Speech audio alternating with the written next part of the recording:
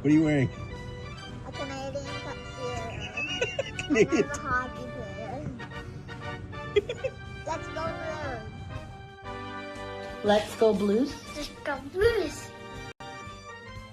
To our Blues fan, we're bleeding blue with you. Let's go Blues. Let's go Blues.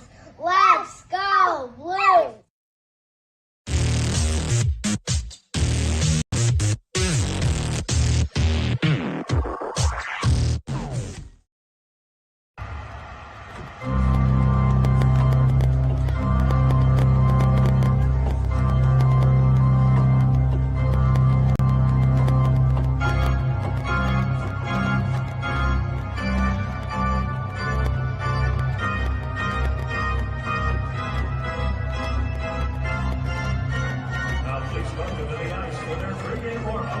Presented by Scott Credit Union.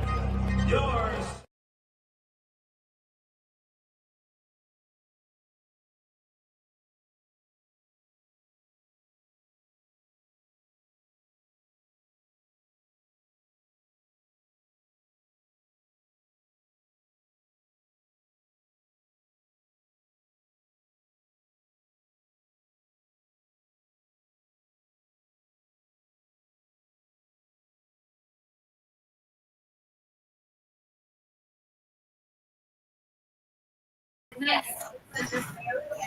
Hey everybody, I really apologize. I'm getting some feedback. I'm getting a little feedback from something that we're trying to figure it out. I thought I had everything muted correctly, but I think I do. I'm trying to figure it out. Hopefully I will. Who knows? I'm doing it. So you know, this was going to be a big review show. And while I was setting up, I got some really bad, sad news. And so I want to bring somebody else on here. Let me bring him on here. Oh, I know I'm good with that.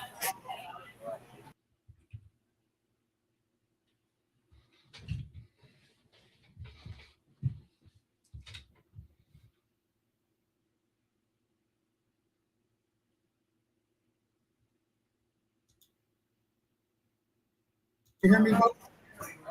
I can hear you. Oh, yeah, we can hear you too. If you pay attention to the BlueNote fan report at all, or my Hawaii SM Blues fan clan, you will know Roland Speakers. Roland has been with me from the get-go. He helped me set up the Hawaii Blues fan clan. He has backed me up when people have attacked me. He has been there, has, like a brother I never knew. I met him a couple of times, but he's a really good, solid guy. And I say was because just before the show started, I got information that he had passed away. And it's today's show, what's left of it, what we're trying to do today is dedicate it to Lance, or not Lance. Sorry, Lance.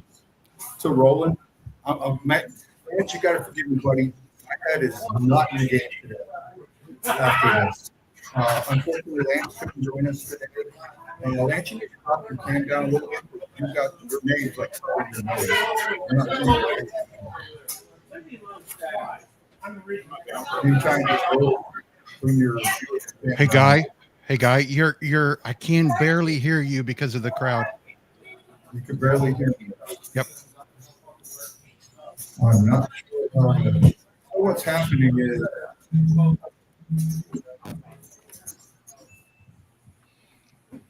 No, I know. I'll just turn my volume up so I can hear you better. Don't worry about messing around with a bunch of stuff on your end. Well, no, what's going on? It's because of the speakers. Yeah. Kind of other mics aren't really solid mics picking up a little bit of it. I'm going to drop their mic volumes down a little bit and see if that might. Oh, okay. Yeah. There we go. Well, I apologize on the sound as best I can. My head is not completely in the game. And so I'm getting to the left, like something's picking up, even though I thought I had you.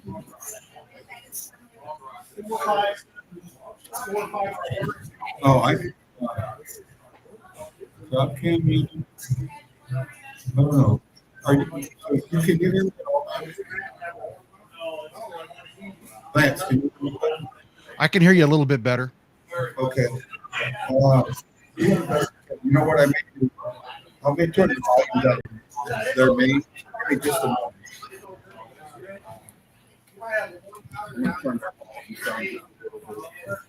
Justin, I like your Thomas jersey. I am not wearing Well, who's wearing the Thomas jersey? that's Adam. Oh, I saw some people running around there. I thought they walked off stage. I thought it was you. No, that's Adam.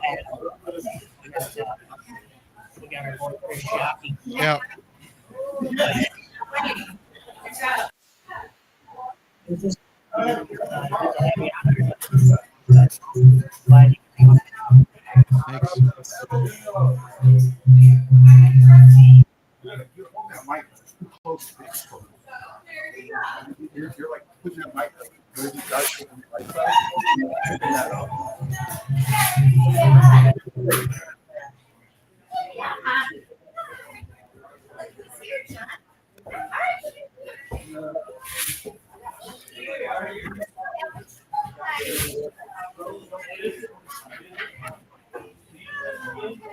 Man, Murphy just knocking me for a loop. I'm doing the best I can, guys. Please forgive me. Let me try and get to some of these comments. I can't even see them. I'll try to do it on this computer. Sister Jake, welcome to Big City. He says he's here. Matlow, what's up, guy? How you doing, bud? Hello, big guy. Thank you, Tad. Breaking up on Facebook. That might be an internet issue. Hi, Lance. You in the loop? Absolutely, I am. I've been here, what, a week, I think? Sound isn't great on Facebook. Nothing we can do about it. Having trouble hearing too much background noise. I'm not sure. Oh, wait a minute. I think I spoke. What are they doing? Oh, no.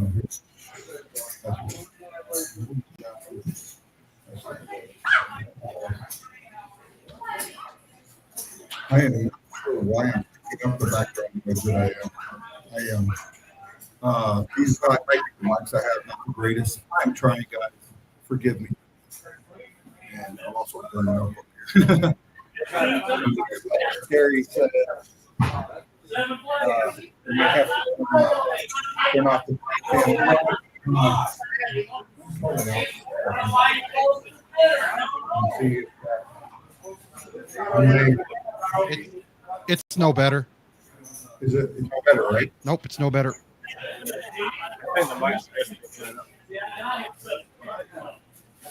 Oh.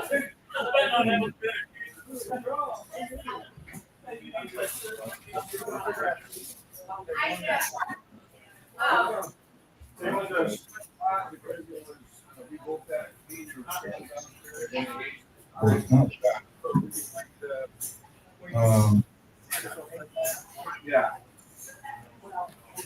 Yeah, I'm still yeah, even with my mic, I'm still picking it up, and I'm not sure what it is. It's still there. No, this is set to the roadmap. I'm thinking it isn't.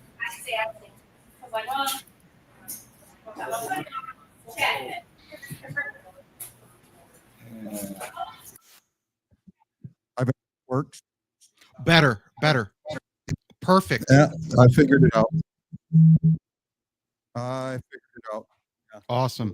On the wrong mic for some reason. Yeah, that makes a difference. Yeah. So now that I think I got this figured out. Yeah, 1, 2, 3, 4. I'm still getting a little feedback, but I think it's something we can deal with.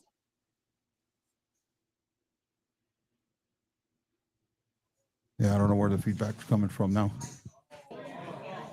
Oh, now it's picking up off my mic. Okay.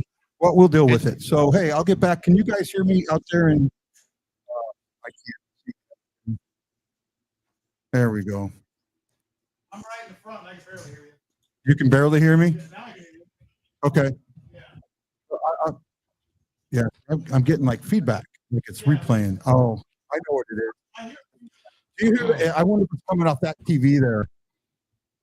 Give me. I'm hearing that sound well. Yeah. So earlier when you were talking. Yeah.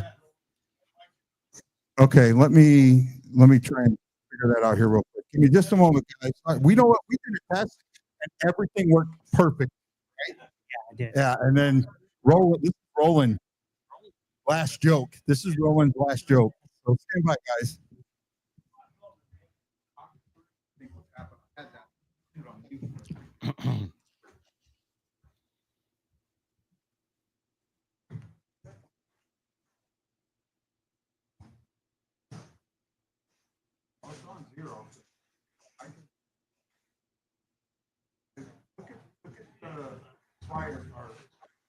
Look here when I'm talking. You go 1, 2, 3, 4. So you two might be picking it up a little. Yeah, and there's really nothing I can do about it. But we'll kind of go from there. A little bit. Okay. I'm trying, guys. Third time I've done a show up here and I haven't had nothing go right yet. Okay, this might be a little bit better. I'm still getting feedback. Why am I getting feedback? I don't know. I don't hear any feedback on my end. Maybe it's just your end because your voice sounds pretty clear to me. You know what? I do. I know what's going on now. Hold on. I know what's going on. I know what's going on. Now, I think we won't get any feedback. Nope.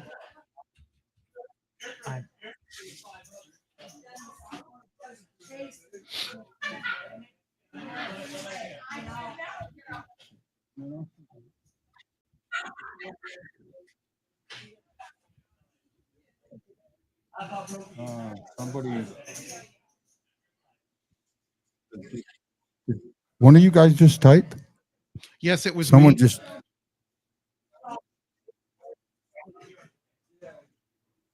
How this here is from me. Yeah, I typed I right was before. visiting. Yeah, I typed just before you just visited. Oh, you did that. Yeah, because you've got me and where I can control it. That's the only thing I've done since you put me in here. I'm not going to touch anything else. I just tried to answer somebody's question. Okay, that was you that just said the just. Yeah, the one that shows that BlueNote fan report. That's me. Oh, okay. I'm not going to shut this.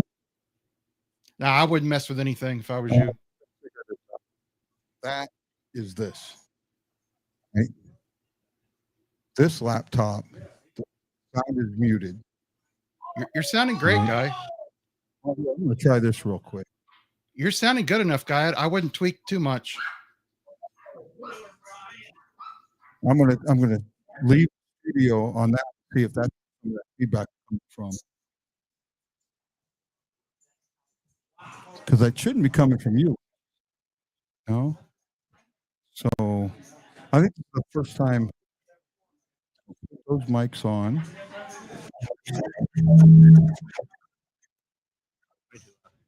I'm doing. Oh man, I don't know.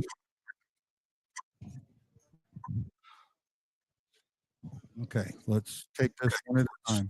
Yeah, no problem with anything.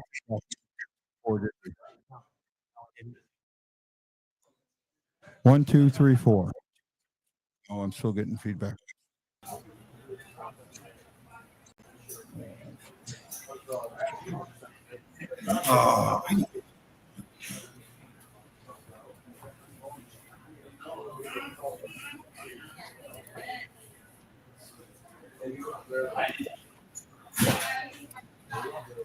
There went the feedback problem.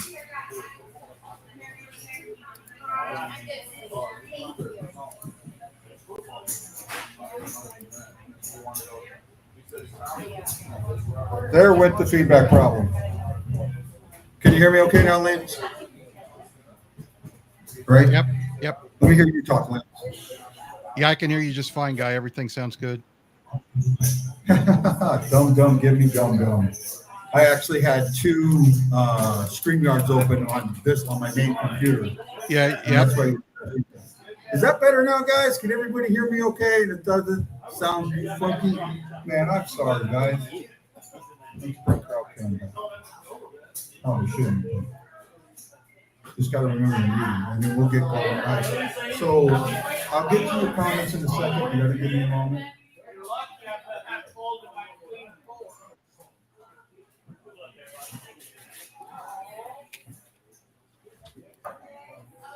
Here we go. Also, let me check my phone and see if Wendy said he might try and pop in. But I got to check him on X to see if he asked for a link or something. Okay, no, nothing from you. Okay, let's get back into it. So today was supposed to be a special preview show, and we will talk a little bit about that. But right now, I want to make sure that we dedicate tonight's show to Roland Speaks. That's what this show is going to be all about, more or less, is Roland Speaks. Roland is the reason that we got where we got. He really pushed me. A lot of people in the Blues fan clan are his friends. I'm trying to get back. Okay, is that you, Lance, saying that I sound good? Nope. That wasn't me. No, somebody from Vitale Hideaway said it. Maybe it was Melody back there. Hey, that was Melody. Hey, Melody, you want to come up here? I'm going to ask. We have a TV star in the house. Oh, and wow. I want to bring a TV star up. Great. We have a TV star in the house. I don't think they call it kind of movie live to TV stars anymore. I think she was Jake Tapper's best friend. She was coming. One of these mics is picking feedback up on it. It's really bad. Melody.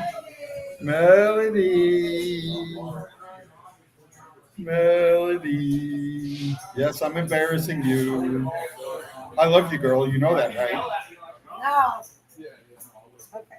This is Melody. Melody was a star on Bar Rescue, the season finale here at Vitale's Hideaway. She is a friend of our show. She is a friend of me. Her boss, the owner of this place, has been a really, really good friend and invited us up here. I apologize for the technical difficulties. You saw me come here 2 hours early. I know. Set up, everything was perfect. Then I go screw it up somehow. Right? You sound good, though. I pulled you up on the line, Oh, and you sounded really good. Right? So, Melody, tell us about this place. Well, where do you want me to start? Make sure Where do you want me to start? There you go. Okay. You should be good now. Well, our address is 7708 State Route 4, Warden. We have a kitchen every day of the week. We're open till 2 a.m. serving food. 3 a.m. Saturdays. Today, if you see over here, we have a Texas Hold'em tournament every Thursday night with cash prizes.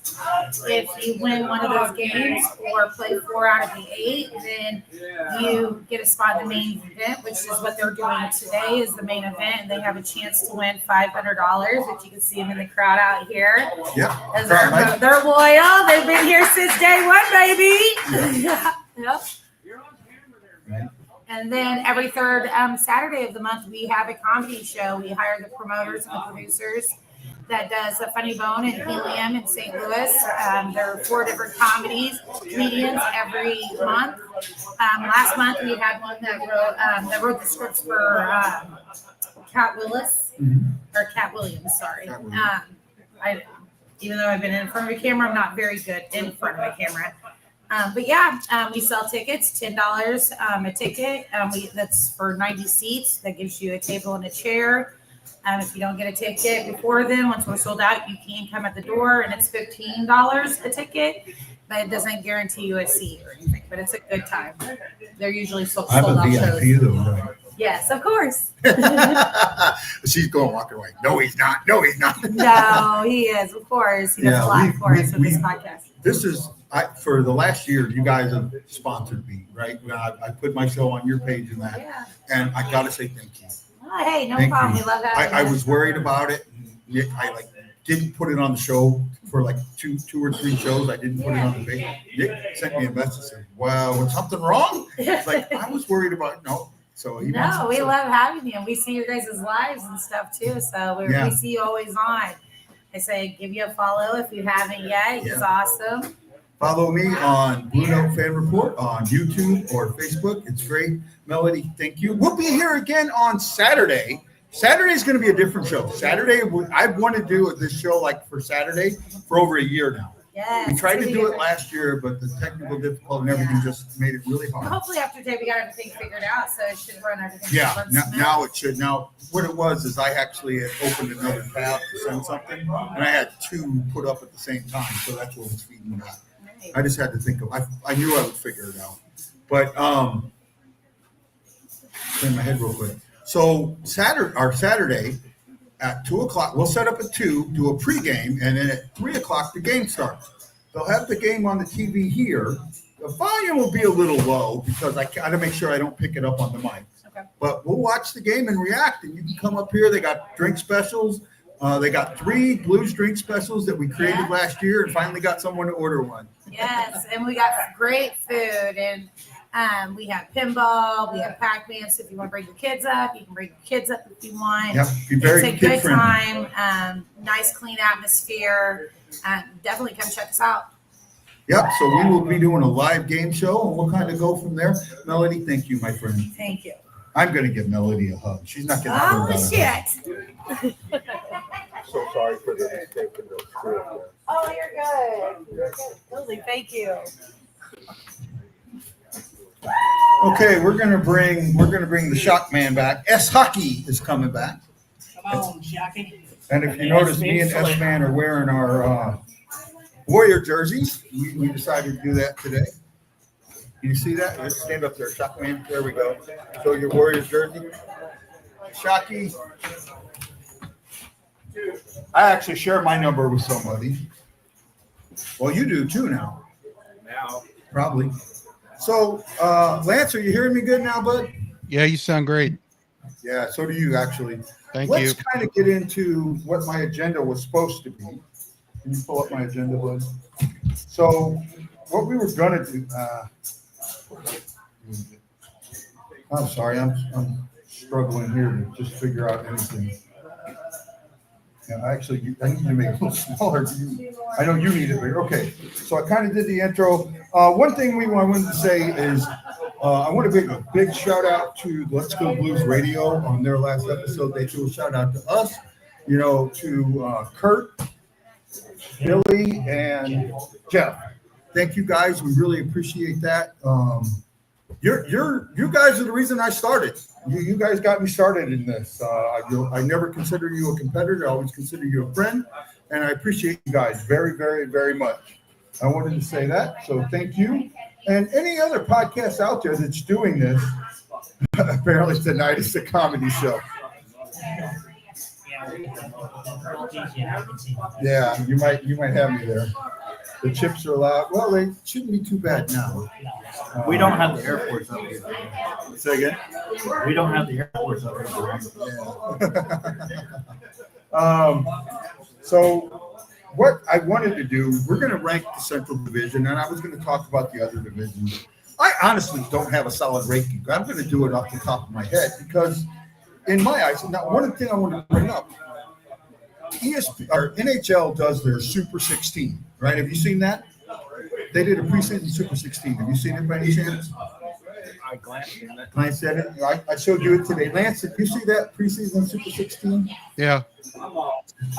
4 of the teams, the top 16 teams, are in Central.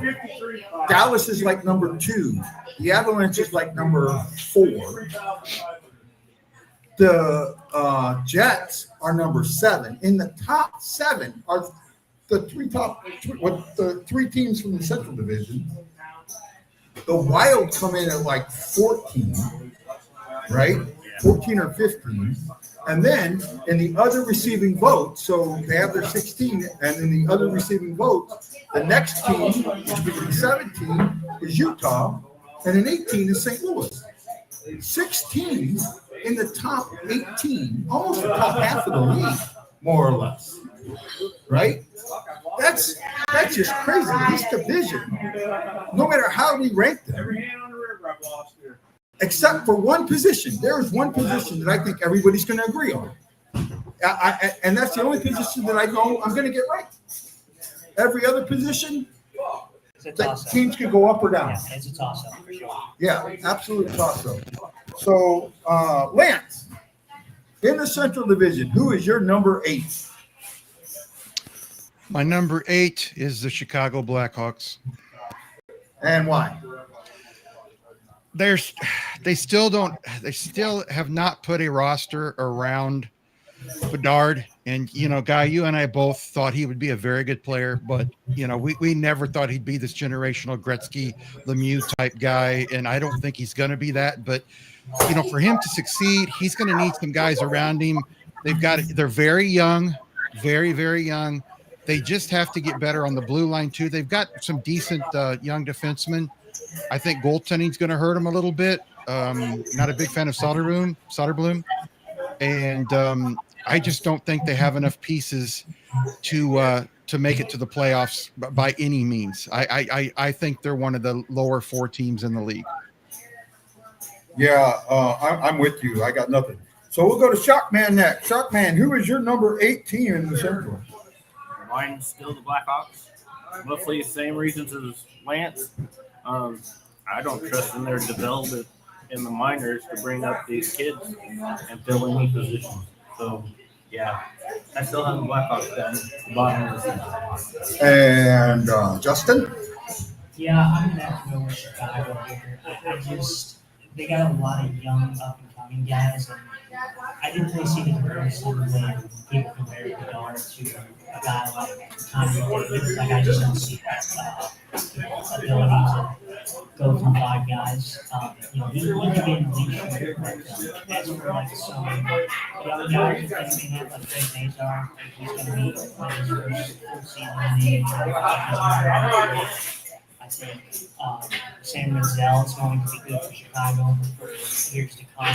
But as for the team and structure, Hey, don't take this the wrong way, but you use your outside voice. I'm sitting right next to you, and you're really soft. Put the mic a little closer to your mouth and speak in a louder, harder voice. Okay. There you go. That's the voice you need, right? You agree? Baby. All right. And Roger. There we go. Okay. That is number 8. I absolutely agree. I do not think Chicago has a solid, good plan in place yet. And because they don't have that plan in place, you get Bedard, you build around Bedard, and they didn't. They didn't build around him, right? They haven't brought in free agents to help him. They haven't. They have coaching. They still have coaching issues. They have not done anything that they needed to do to help Bedard. And now I know what's wrong with part of the season. But yeah, I can't fix it right now. Maybe I'm afraid. So I get that. I understand everything that's going on, and they're just not there yet. They're just not there, right? I absolutely agree. Chicago comes in at number 8. Okay, we'll go with number 7, and I'm going to go to Justin on this one. Who's your number 7, Justin?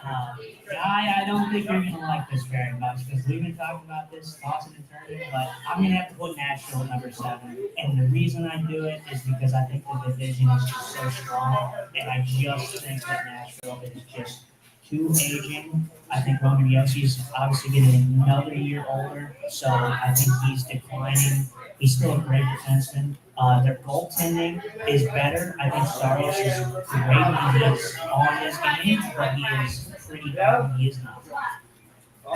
Before I ask for Shocky's number 7, we have a celebrity in the house.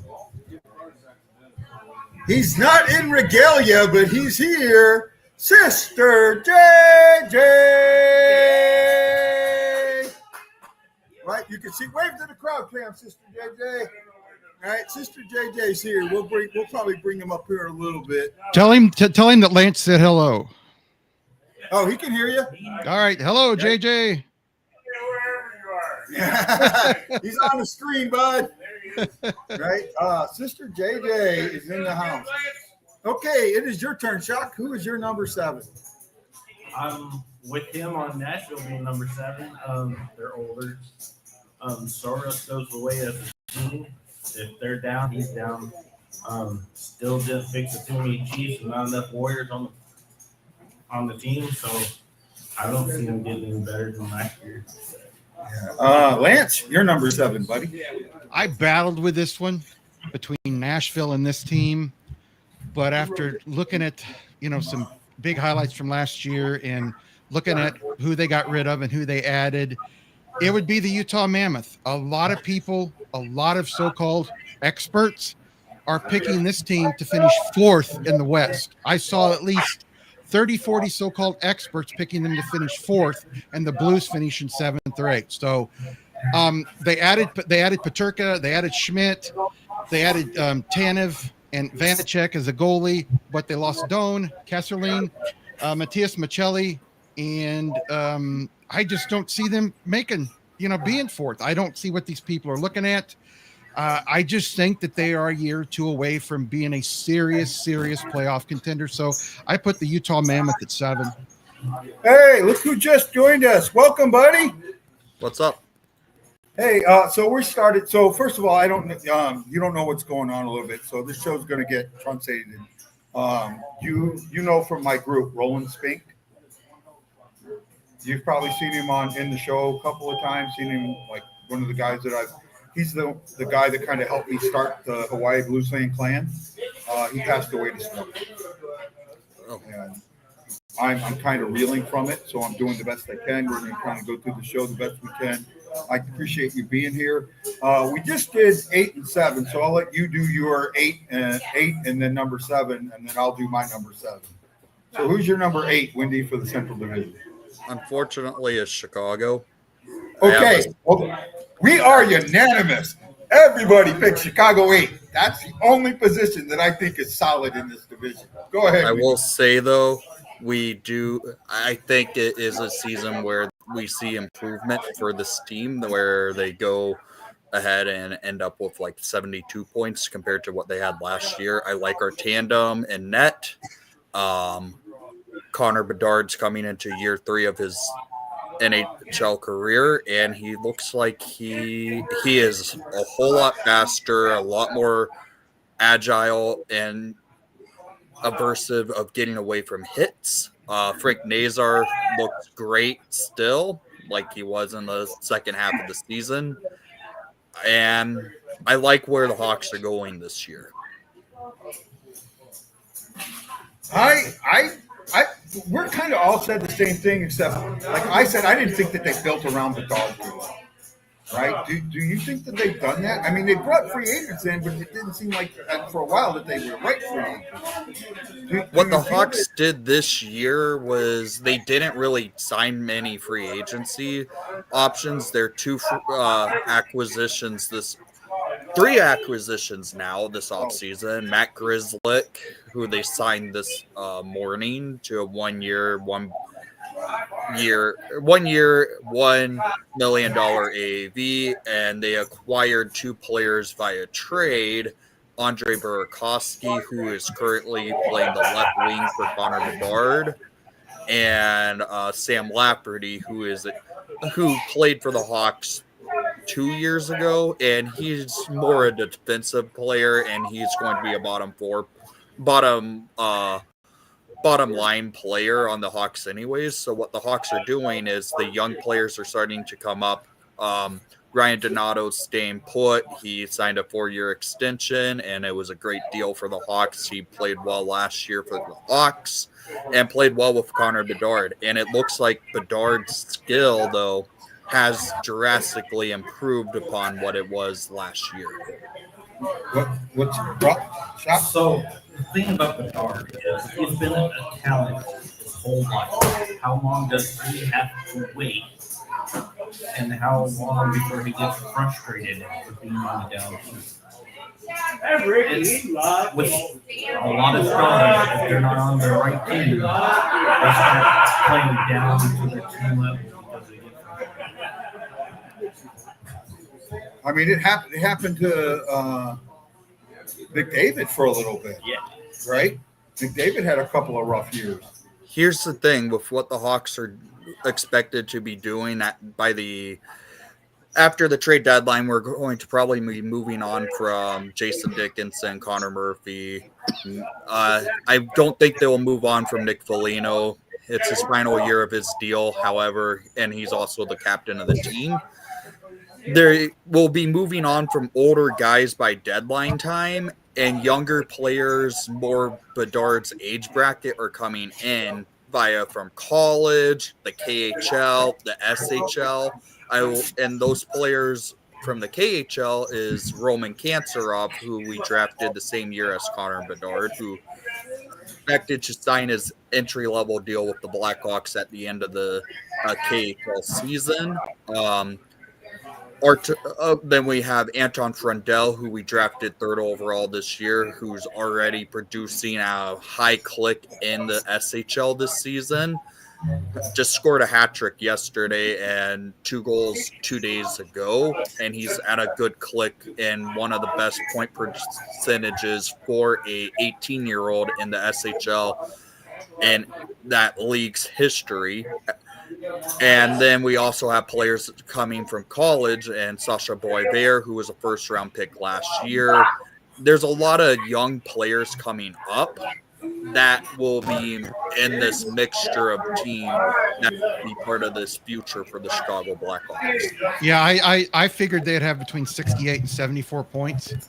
I think most people like Nick can see, and I think you guys can too, Chris and Justin, a guy that they're building for 2 or 3 years down the road is what they're doing. And, they've got a lot of young talent, a lot of young guys in the AHL, 2 or 3 guys that'll probably be there next year. But I would say I'd be shocked if Chicago's not a playoff team in 2 to 3 years. I'll be really shocked. Yeah, I mean, I'd like to see it, but just right now. Oh, not now, no. Yeah, no, but you need to see something from them because we haven't been seeing it. I think you will. I think you'll see some flashes. As I said, I think we're going to be a 72-point team this year. Yeah, which isn't around what I thought, yeah. So who is your number 7, Wendy? Nashville. And why? They're old. They didn't do much to improve their roster, and I think they're going to be the first team to fire their head coach this season. Wow. That's quick and hard. I have gone back and forth, like 1 through 8. The only one I had number 8, Chicago, and everything else was blank. And I tried to put names in, and I scratch them out. And then I try to put names in, and I scratch them out. And I try to put names in, and I scratch them out. At number 7, I have 3 teams that I could put there. I feel like I could put Minnesota, Utah, or Nashville. I don't think Nashville is going to be as bad as everybody thinks they are. I think they're going to. I think there's too much talent on that team. Yeah, they're a little older, but that's still talent. And I think there's enough talent on that team to overcome it. Soros is good, but the backup, they fumbled the goaltending situation last year, so that's a big question for me. I kind of agree with Lance. I'm going to put Utah at 7. I know they went forward, but I feel like with Utah, some of that, the shininess of the move is going to go away, right? That some of that shininess is going to go away, and we're going to. I think in the long run, it is going to hurt them. So I think I see your point with Nashville. I do think that they'll be better, because last season was just absolutely horrendous. But the thing is they are aging, and I do think that they are capable of being a better team. But the problem with why they're not higher on my list is because Nashville just is so far below, I think, the teams at the very top. You compare them to Winnipeg, you compare them to Colorado, compare them to Dallas, you compare them to St. Louis, and I just don't think they equal out. I see where you're at, but I'm going to go with Utah at 7. I think on the agenda, I was going to take a break here, but I'm going to go through the break a little bit, and we're going to talk about the Atlantic real quick. So I just want your guys' impression of who you think is going to come out of the Atlantic. In the Atlantic, you have Toronto, Tampa Bay, Florida, Ottawa, Montreal, Detroit, Buffalo, and Boston. In that division, for the Eastern Conference, the last 6 Stanley Cup contenders are, finalists have come from that division. Tampa Bay 3 times, Florida 3 times. Do you see that still happening? I'll start with Wendy on this one. Yeah, I do, but I don't think it's going to be a team from Florida that goes to the Cup right now. At this point, where I think in the how I'm looking at it, Florida, the Panthers are injured. They with Kachuk out for half the season, Barkov out probably all of the season. That's going to hurt that team in contention spot. I do think they make it in as a wild card, like the final wild card in the Eastern Conference. I think all wild card teams will be in the Atlantic Division, and my picks from that division are Toronto winning it, Montreal coming in second, Tampa Bay coming in third, Ottawa coming in fourth, and then Florida coming in fifth. I like that. I'm kind of with you there.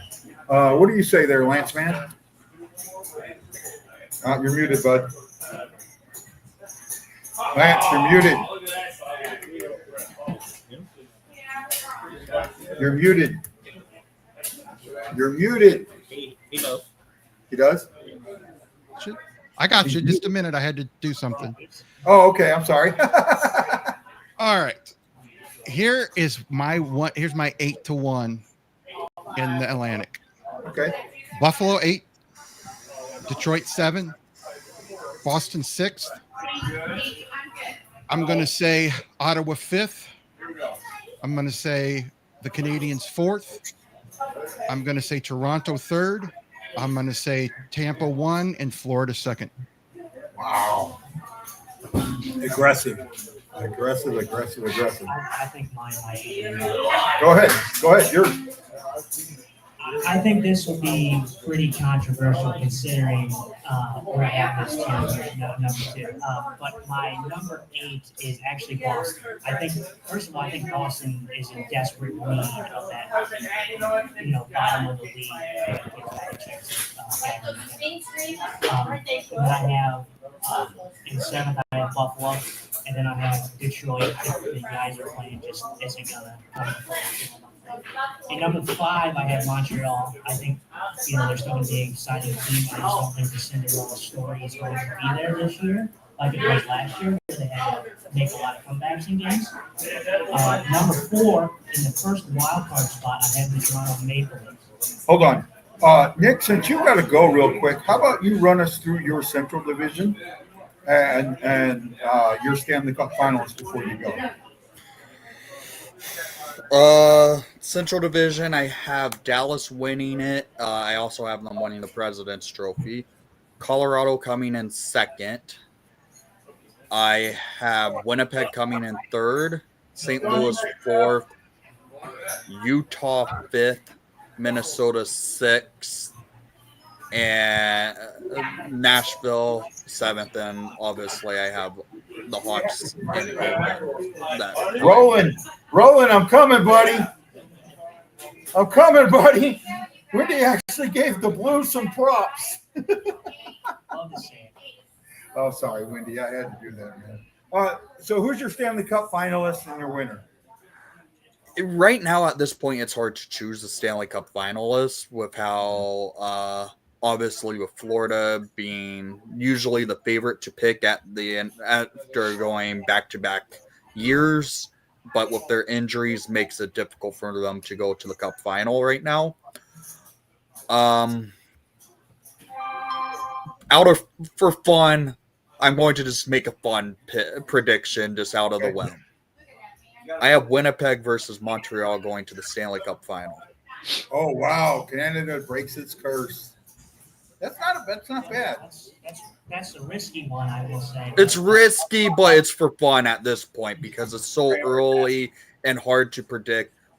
The reason I have Montreal at this point, they remind me a whole lot of the 2010 Chicago Blackhawks and how that team was structured. Their goaltending question mark was very similar to what the Hawks had in 2010. Their offense is very structured like the 2010 Hawks. Their defense is somewhat similar to how it's structured in 2010. I like Montreal. Winnipeg, I'm just cheering for Jonathan Toews at that point. Yeah, I get that. Thank you. I don't remember our waitress's name, but thank you. I'm with Wendy. Thanks for showing up. I really appreciate it. Thanks, buddy. On this somber day for me. Sorry you couldn't come up. We're going to do the game show on Saturday, and I got a couple of live shows. Hopefully you can make it out to one, bud. All right. Take care, guys. Yeah, thanks, Wendy.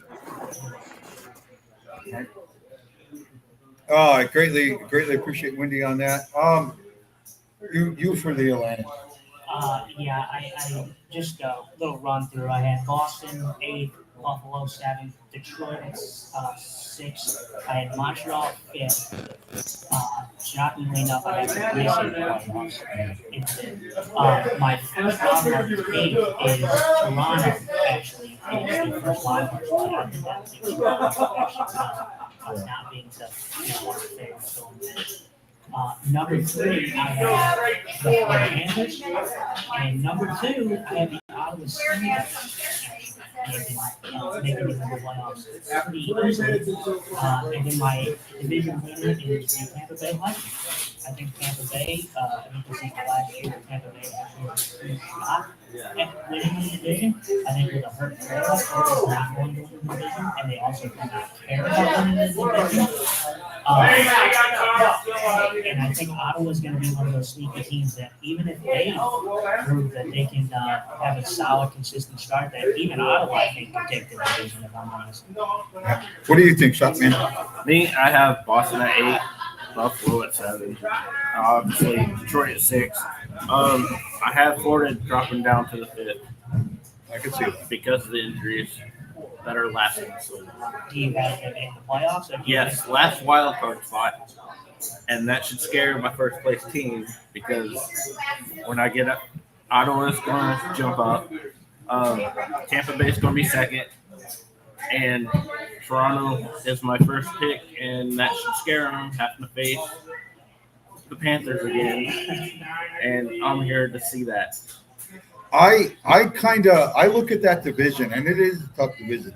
I forgot about Kachuk being hurt when I was thinking about this, and so I'm thinking that the Barkov isn't going to hurt Florida as much. But Kachuk's out for half the season, if I remember right. About half the season. He had the same injury as Holloway. Yeah. So they're saying he's out till like January, right? Yeah. And that may be a little late. That may be a little late. Your mom, or Teresa, is telling Justin to speak up. Okay, Mom, sorry. Don't drown me. Thank you. I love it. Hey, at least your mom watches the show. Yeah, that's true. So, well, I am on the Toronto bandwagon this year. And if you know me, you know how much it hurts me to say this. I really do think that Berube's going to do something right there. And the reason that I'm on the Toronto bandwagon is I think Marner was addition by subtraction. I think Marner leaving gives Matthews more opportunity to be Matthews. Matthews is still young enough that Berube cannot turn him into a two-way player, and he's not going to. I think that Berube's locker room speech is going to be, all of this applies to everyone but Austin Matthews. Defense, defense, defense. Don't let the puck in the net. And then he's going to turn to Austin and go, put the puck in the net. I think he's going to have to do that for this team to be successful. Well, can I tell you something? He never did that in St. Louis, and he never did that in But he did have an Austin Philadelphia. Matthews in St. Louis. Yeah, here's my take on Toronto. All their top guys are me first players. That's going to kill you every time. And Matthews, the Leafs may be saying he's perfectly healthy and he's going to be 100% through the whole year. I'm telling you guys, from what I've been told, he's not healthy right now, and they're saying he's 100%. I'm hearing 85 or 90%, and he could have issues with his injury going through the year if he's not careful. So to me, that's a huge question mark in my mind. Everybody in the NHL Network says he's great and he's going to have a 70-goal season, and if Toronto wants to make it past the second round, Matthews has to have the best season he's ever had. He has to. He's going to have 58 goals. I ain't going to say. Yeah, I have to agree with you, Lance. Matthews has got to have a big year. My issue, and Guy, I'm gonna respectfully call you out here because we talk about Robert Thomas and Snuggery playing on the same line, right? So you say Thomas is the passer, right? So who's going to score the goals? Snuggery's got to score the goals. Now, I get it. People are more optimistic about Toronto, seeing as they do not have Marner there now. The problem with that is how many points were assists that Marner had. You know how many assists Marner had for Toronto last season? I don't know. 75. Okay. So he had 27 goals and 75 assists for a 102-point season. So when you talk about who's passing the puck, Marner was passing the puck. But so was Tavares. Well, yeah, but Tavares is a center as well, so I mean he was on a separate. But my point is I think Toronto it's going to hurt them a little bit. Like it's going to take some time for them to get out from underneath their feet without Marner there. Because Can I say something real quick, Justin? Yeah, for sure. My problem with Toronto is this. Here are Matthews' line mates going in.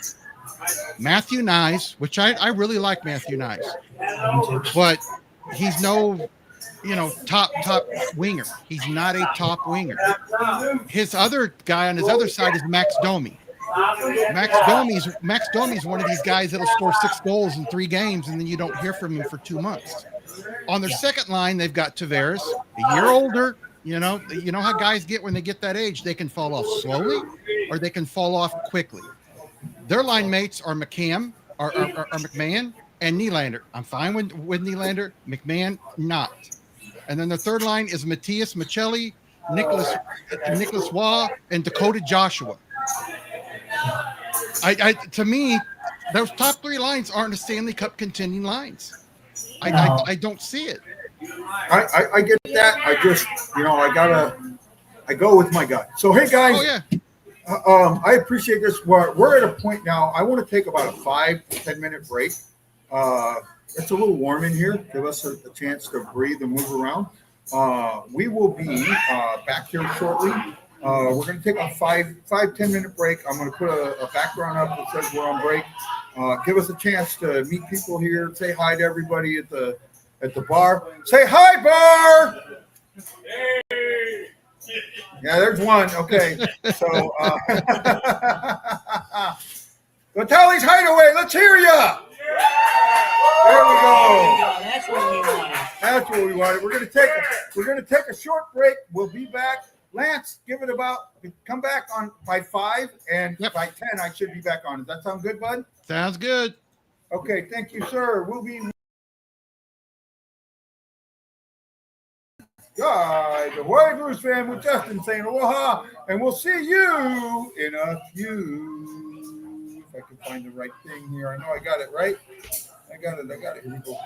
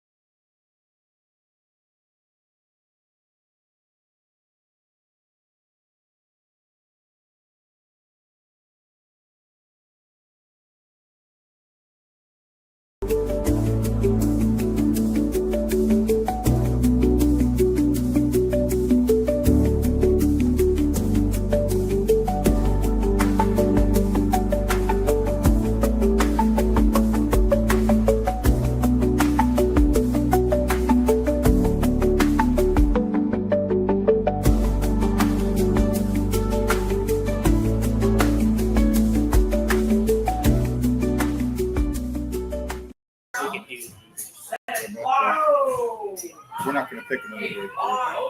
Okay. Welcome back. This is Guy, the Hawaii Blues fan. Lance will be along in a minute or two. Where are we at on here? Hey, if you're out there in YouTube or Facebook land, say hi to us. We'd like to hear from you as we're getting along. And again, as we're going, just a somber mention before we'll get started again once Lance returns. With a somber mention. Today's show is dedicated in memory of Roland Spinks. Roland was a very big, ardent supporter of the BlueNote Fan Report. He's part of the reason I kept going. Even every time I wanted to quit, he would call me and yell at me. And I'm in shock and I am reeling from his loss. I hope everyone can understand that. We're going to do the best show we can. Hi from O'Fallon. Hey, E, how you doing, buddy? We'll do the best we can. We got Lance Man back.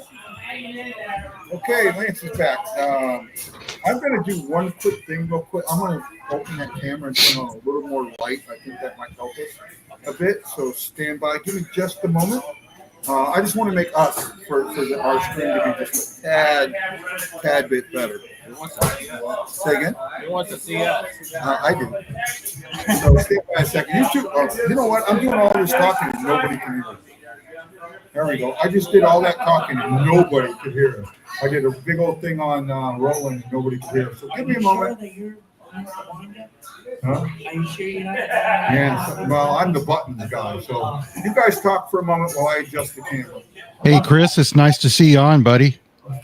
Yeah. Impromptu. Yeah, I thought you'd be out doing some hooking and catching. Tomorrow. Good for you, man. Good for you. He hasn't had the deaf, blind, and dumb up here. Yeah, like Three Stooges. Some overweight hockey player had to be here since you didn't make it. Oh. You didn't take that, Lance? I wouldn't take that. Hey, here's the thing. When I played, the heaviest I was about 230. So a goalie 6'4" and 230. I took up a lot of net. At 250 now, yeah, I'm a heavy X player. So I was 130 and tried to play like Tony Twist for some reason. Oh, that's a huge mistake, buddy. Yeah, you probably didn't win many fights. My nose isn't straight for a reason. Yep. All right, I think we got it all situated here. Guy, you good? That's much better. Yeah, I can see you guys now. I know it's going to mess the crowd cam up a You little wanted bit. to see us, Lance? Well, I didn't say that. I just said I could see you better now. Yeah, it's much better now. See us a little better. It's going to mess the crowd cam up a little bit, but Oh, well. okay. Got a little brightness there. Before we get started, I did this whole thing, and unfortunately, everything was muted, so no one heard it. Tonight's show is dedicated to the memory of my good friend and pal, Roland Spinks. Roland Spinks meant everything to the show. He was extremely important in this show, and he is the reason this show existed. Every time I tried to quit, Roland would call me and yell at me, so why are you trying to quit? I'm not going to let that happen. He was that guy to me, and I greatly appreciate him. I'm never going to forget Roland. Once we have more information on arrangements, we will let them be known in the Hawaii STL Blues Fan Clan. If anybody wants to know that information, they can reach out to me if you're not in the clan, and I will pass them on to you as best I can. Again, tonight's show is dedicated to the memory of Roland Spinks. He was a good guy. Lance, I'm going to put you on the spot here a little bit. Roland called me numerous times telling me I'm about to go at it with Lance. I'm about to have a fight with Lance. I don't like what he said. I'm about to tell Lance off. And I just say, hey, man, let Lance be Lance. And he said, I don't care. So, but he had respect for you. And I know you guys did this a little bit, right? But his memory, it's a big loss for this show. Yeah, and you know what? I can only think of one person I've ever had hockey discussions with where it really got personal, and Roland wasn't that guy. hey, it gets heated sometimes, and he had different opinions than me, and I always enjoyed going back and forth with him. It wasn't anything personal against his opinion. We just had difference of opinions, and I could see he was a great guy. And like Guy said, there were several times that I would tell Guy, don't give up, don't quit, keep going, keep going. And at the same time, Roland was telling the exact same thing. So I know Roland was in Guy's corner, and it's a huge loss for the show. And Guy told me about 5-10 minutes before the show went on, and I was totally shocked. So, my thoughts go out to the family, and, I enjoyed every minute, sparring with him, I guess you could say. I had 30 minutes notice before the show started when I found out. So yeah, you got it a little closer, but yeah, I didn't. You see my reaction. He didn't want to come on. I said, Roland will kick his butt. Yeah. Right. And I agree with that. And then what Roland go and do? All this, that was Roland. All the trouble at the beginning, that was fucking Roland. Pardon the language, but that was him. Murphy left and Roland showed up. Yep, absolutely he did. So let's go ahead and continue. We're going to get to Central Division number 6. Lance, I'm going to go with you on that. What is your number 6? You're muted again, Lance. Okay. All right. Number 6 is going to be the Predators, because they basically did nothing in the offseason. And in fact, they've gotten older. They added Nicholas Haig on defense, Holla, and a journeyman type of guy, and Nick Perbix. They lost Sissons and Lawson. I just don't see how a team that was one of the slowest teams in the league last year, this game today, and guys, I've discussed it with Guy, and I think I've discussed it with Chris and Justin. This is a league of not only physicality, but you got to have speed. Everybody keeps telling me, "Oh, the Panthers have won their cups because they're physical." Yeah, that's got a part to do with it. But the Panthers have won their cups because they've got a lot of guys that are well above average skaters, and you can't be an old team and slow and have long-term success in this league. Now they've got around, I think, 10 million in cap space. So if they could hang around, maybe at the trade deadline, if they could just hang around somehow and find a player or two to add, maybe they could, be a little bit better. But I just really don't see it. I have them as 6. Yep. Have you got a number 6? Yeah. Okay, I'll go with you number 6. My 6 is the Mammoth. Mammoth. Pretty much new car smell, but all they did was polish a Pinto. Yep. So yeah, but I still have. Hold on. Doesn't this guy look like Reed Lowe? See if he turns around, because I know you know Reed Lowe like I do. Right? I know Reed. Yeah, I know Reed. He looks like Reed Lowe. Doesn't he doesn't have a bush in his hand. Yeah. No, he doesn't. Sorry about that. There's a guy here. I don't know if you've seen him on the crop cam. He kind of looks like Reed Lowe. Go ahead. Finish up. Yeah. I just couldn't have them lower than Nashville because of everything Lance just said. You got to be able to skate to hit. You got to be. You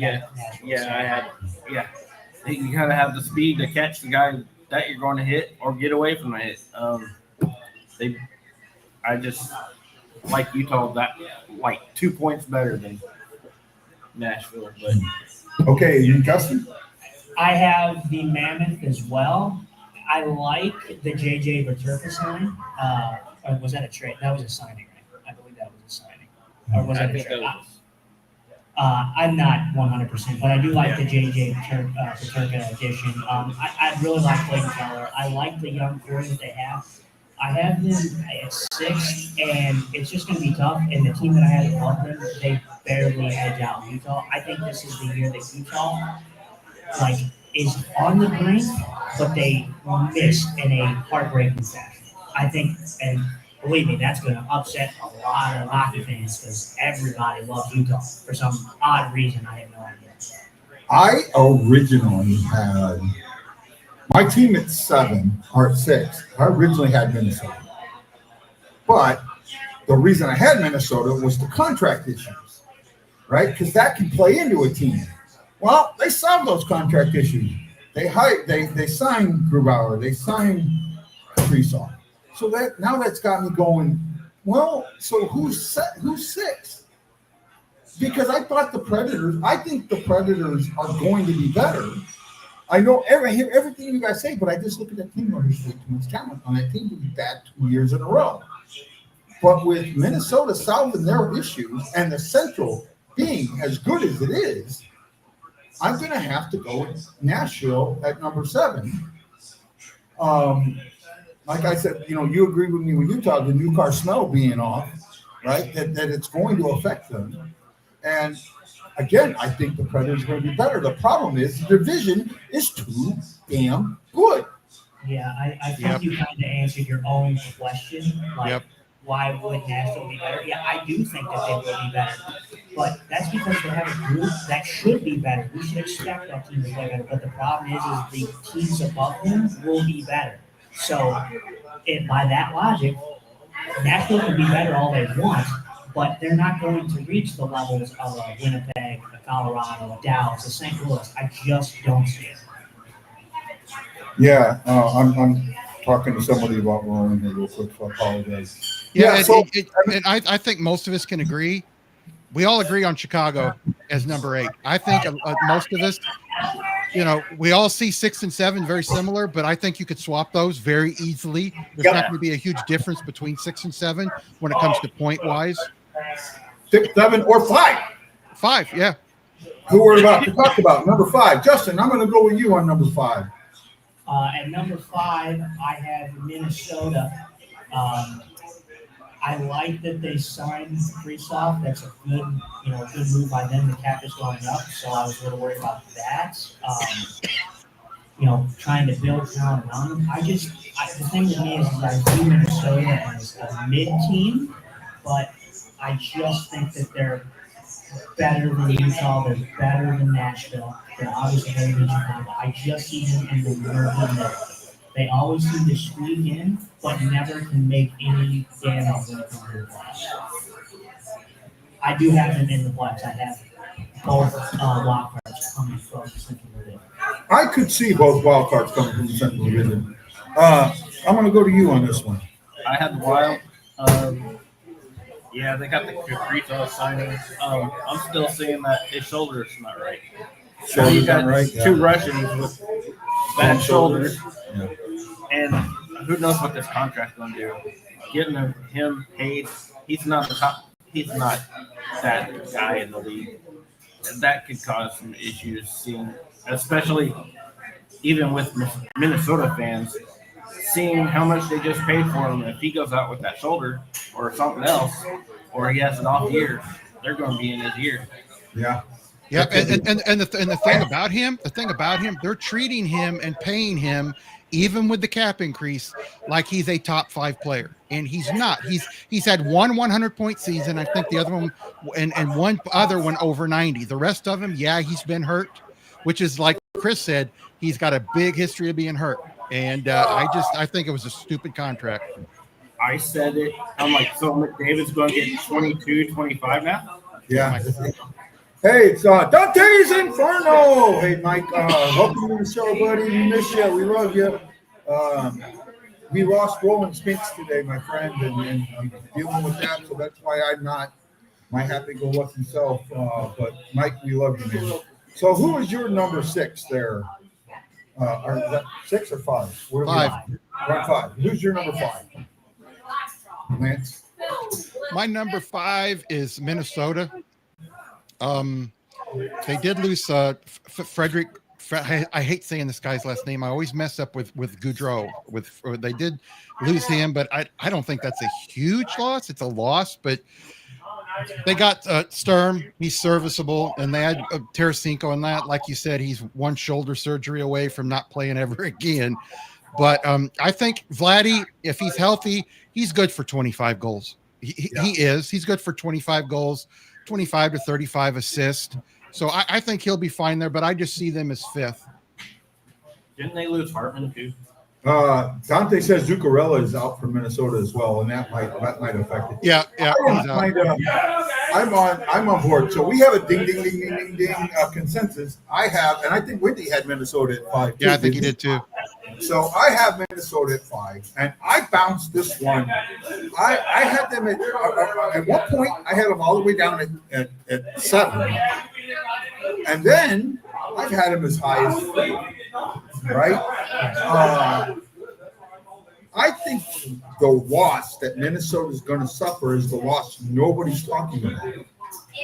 And it's skill-wise, this guy was at the end of his career, but he was Marc-Andre Fleury retiring this year is an issue for that team.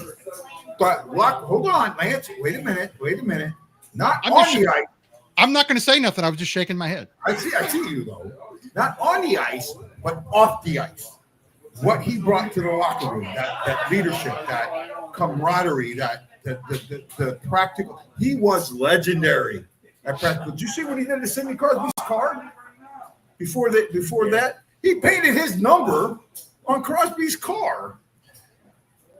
Yeah, if they get in a bad spell, his jokes and stuff, like in the room. Yeah, that's good. You take that away, it's going to have an effect, and that's why I've had so much trouble with this team on where they're going to go. And Grubauer just got paid, so that's another one, huh? Philip Gustafson. Or Gustafson. Gustafson just got paid. So they're sitting in a spot, and I was there when Gustafson scored that damn goalie goal. I almost threw up. I was right there. I mean, I was 3 rows behind the goal, behind the net when he fired that thing. I could have thrown up. And one thing about Minnesota, real quick, I want to add before I forget, because I'm very forgetful these days. They have over 10 million left in cap space too. So if they're close, they're going to be one of those teams that's going to make a move at the trade deadline. I want to say, I do get what you're saying. He's kind of, the comedic relief, the leader per se. The problem I see with Minnesota actually is their center depth. Their center depth is not where it needs to be. They need a number one center. And they got Matt Boldy, but Matt Boldy needs to show that he belongs there. They do not have a number one center. Yeah, and that's something to go with it. So now that we've kind of done that, we've covered 6 and 5. So now we're going to go through the Metro. Here's the Metro. This is how the Metro finished last year. The Caps were 1. Carolina was 2. The Devils were 3. Those were your playoff teams. And you had the Blue Jackets who just missed the playoffs. The Rangers, the Islanders, the Penguins, and then the Flyers round out that division. We're going to do a quick, 5-10 minutes or so talking about this division. And I'm going to start with Lance. What is your take on the Metro division? I think Carolina is still the team to beat. Even though, they've got these great teams and they just can't seem to get past that point to get, into the cup with Brenda Moore lately. And I have them 1. I have New Jersey 2. I have Washington 3. I have the Rangers 4. I have Columbus 5. I have the Islanders 6. I have Pittsburgh 7 and the Flyers 8. It's not bad. I'll talk about mine here in a second. Shockman, you want to go? I had the same list, but I think Capitals moved to 3 and New Jersey can move up to 1. And Carolina, I don't know if they're going to start mixing and matching, trying to figure out a team that ain't going to matter to them until maybe the conference final. But I think Carolina stays at 2. And I think New Jersey can move up to 1. They still have the pieces there. And now they have a little more experience. And Capitals just they're still. Yeah, go ahead. Me and Lance, we're like on the same page. The only thing that we differ on is our 7th and 8th. I have Pittsburgh at the bottom, and for me, Pittsburgh is just like Boston to me. Yeah, I have Pittsburgh with 70 with 75 points and Philadelphia with 79. Yeah, I had Philadelphia with 81 and Pittsburgh with 78. I think with a team like Pittsburgh, just like Boston, they need that top pick, and I think of Gavin McKenna, I think he's probably destined to probably land somewhere like Pittsburgh. So for me, I look at this division and I go, I think everyone's putting too much stock into the Caps. And Ovi, right? Ovi's going for 1,000. There's no doubt in my mind. right? That's the number. And he's at what, 9? 78. No, he's not. I thought he was in the 50s. Is he like 950, right? I thought it was 954 or 958. Yeah, but he's going for 1,000. But that team just isn't. That team is not winning the division. In fact, I've got them as far down as 4, right? I don't think I have the Rangers coming in at 2. I think last year was a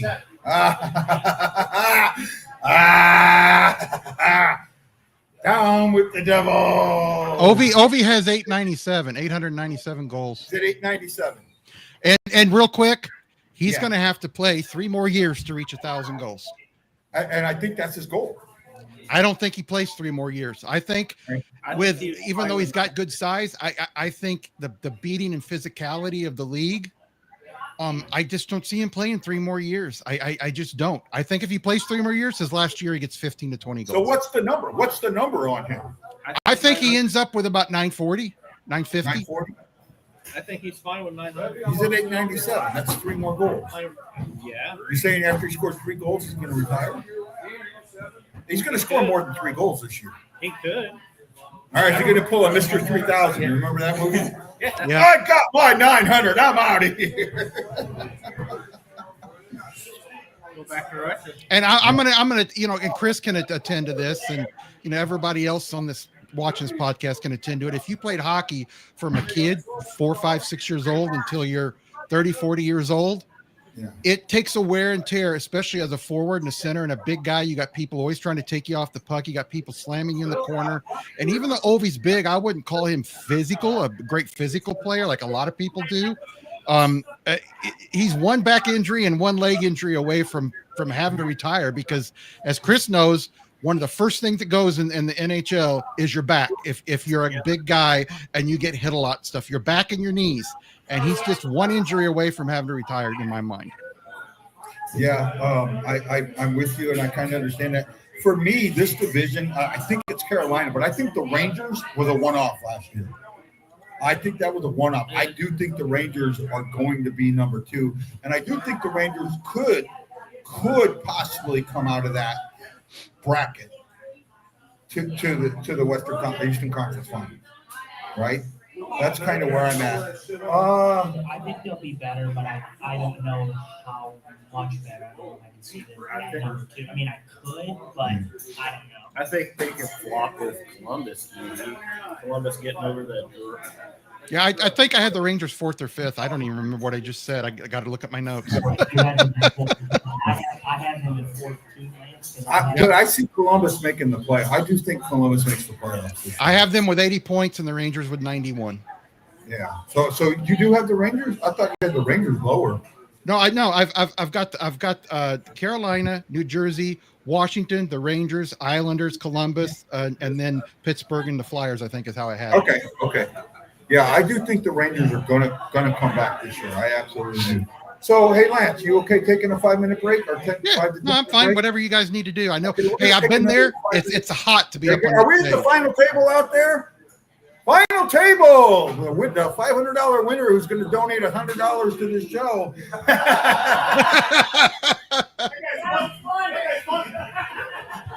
hey, at least they're either laughing at me or wanting to stab me. hey, at least those guys could donate some hot wings.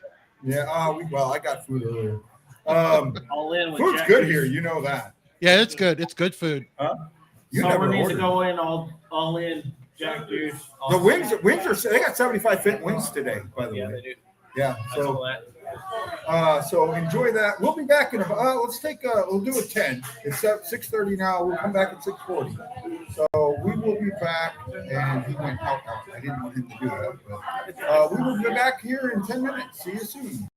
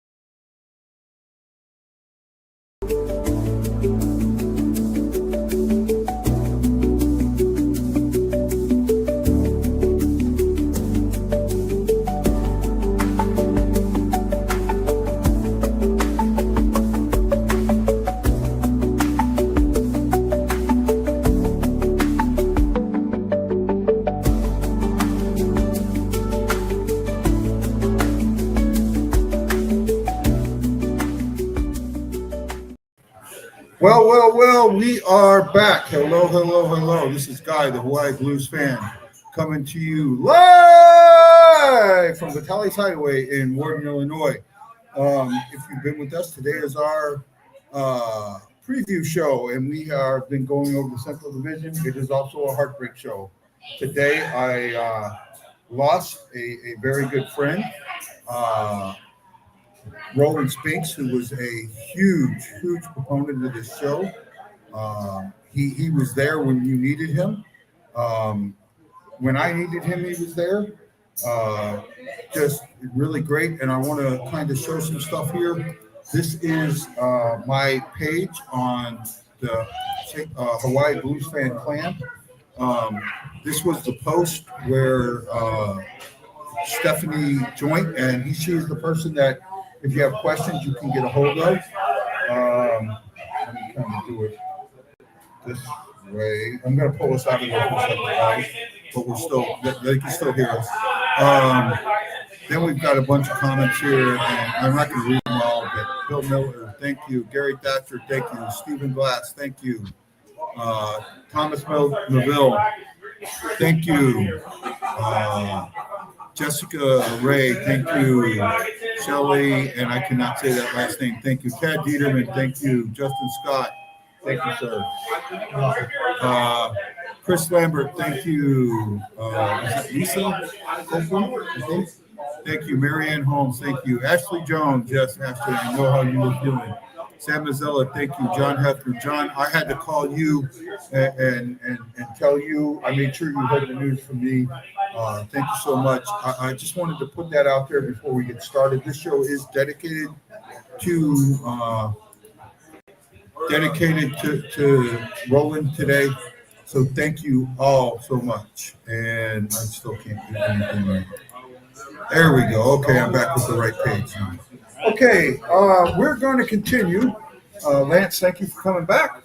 We're going to continue with our Central Division preview. We are now number 4, and I'm going to put the sharp man on the spot. Me? Yep. I got the abs for it. Wow. Why? Goaltending. Goaltending. And I think the league's figuring out them. Especially with Ratner gone. I think the league's figuring it out. Wow. I'm like stunned. Okay, Justin, your turn. I don't know if this will stun you as much, but I have Winnipeg. I felt that. I felt you coming in Winnipeg. I think I could definitely see them, and that's the thing that we've been talking about. We can swap teams, at the top, pretty easily. But the way I think about it is Hellebuck's going to have a decline. He's going to have to have a decline of a year eventually. I think this year will be more, but I think the reason I have him in 4th and dropping so low after being the President's Trophy winners is I just don't think they have enough depth. I think that the move to not re-sign Ehlers was not a good one. I think Carolina still overpaid Ehlers, but you put Jonathan Taves there. I'm rooting for him, but is he going to be the Jonathan Taves of old, or is he going to be the old washed-up version? And I get it. He's older. He's not going to be as fast. He's not going to be. But the thing I say is, you never lose hockey sense. So once you have the hockey sense, you're always going to have it. It's just your body slows down. You're a lot slower. Plays might not be as fast, but I just see Winnipeg as a team that's going to drop. I really do. We're going to do this comment real quick. It's the AC generator. The Kremlin has the top scientists working on a serum to keep we'll be playing another decade. Oh, I love it. By the way, Sister JJ had to go, so we've lost our divineness here. Hey, just so you know, but we're going to take some breaks. So if it says we'll be right back, that's what it is. We're just taking a quick break. Sam Mazzella is saying hi, Guy, and hi, Lance. We missed you, Sam. Thank you. Okay, Lance, your turn. Where are you at number 4? First of all, before everybody loses their lunch and gets mad at me, The top 4 teams in this league could very easily all be over 100 points and be within 10 points of each other from 1 to 4. So before anybody gets mad at me at this, because I know everybody's going to have this team higher, I have the Blues at 4. And I know it's going to upset a lot of people. I have them making the playoffs. I have them between 98 and 102 points. I think I've said most places 98 or 100, but I have them between 98 and 102. And I think they've just people just so underestimate this team. And I mean, Bolduc and Fax is gone. Whoop-de-doo. Yeah, he's a veteran, but I like Bukestad. I love Malu from Montreal. Prius is a pretty good, solid guy. I just think they're 1 year away from really challenging for the top spot in this division. And I have the Blues at 4th. And like I said, it could be different. Like I said, there's going to be 7 to 10 points that separate some of these people, and it's going to be a close race 1 to 4 till the very end. And another reason, if the Blues have an injury and they need to make a big trade, they're going to have to get rid of some key pieces or some key draft picks because they only have around 625,000 in cap space right now. No, they don't. They got a hell of a lot more. Krug just retired. I'm looking right now on Sportsnet. It says 625,000, and this was about a week ago. Because they don't have Krug's. They still have Krug's money on there. Yeah, Krug retired. We've got $6 million in cap space. Yeah, that's still not that much to get very much of a top tier player to help you. Yeah, well, and this time, and with the way the cap is going, and you've got guys like Kaprizov, who was probably an $11-12 million player, signing for $17 million. You're not going to get much for $6 million. No, I do agree with what you're saying, and I don't have any problem with having St. Louis at 4. I still think it's respectable. I still think that there are better people. You know how many times I have seen people ranking these divisions, and they have St. Louis, and they get to St. Louis and they say, "What did St. Louis do?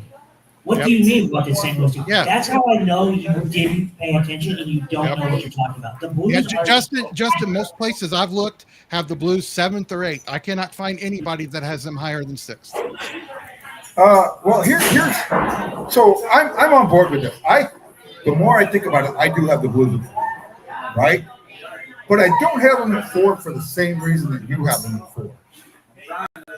How many points were the St. Louis Blues out of first place in 2019? Does anybody know? Which part of the season? No, at the end of the season, when the season ended, they were only a couple points out of first. How many points were they out of first place? Just a couple points. 3, wasn't it? 3. He says 3. You say 2. What do you say? I'm gonna go with 1. They were 1 point out of first place. They were tied. They had the tiebreakers. What gave second?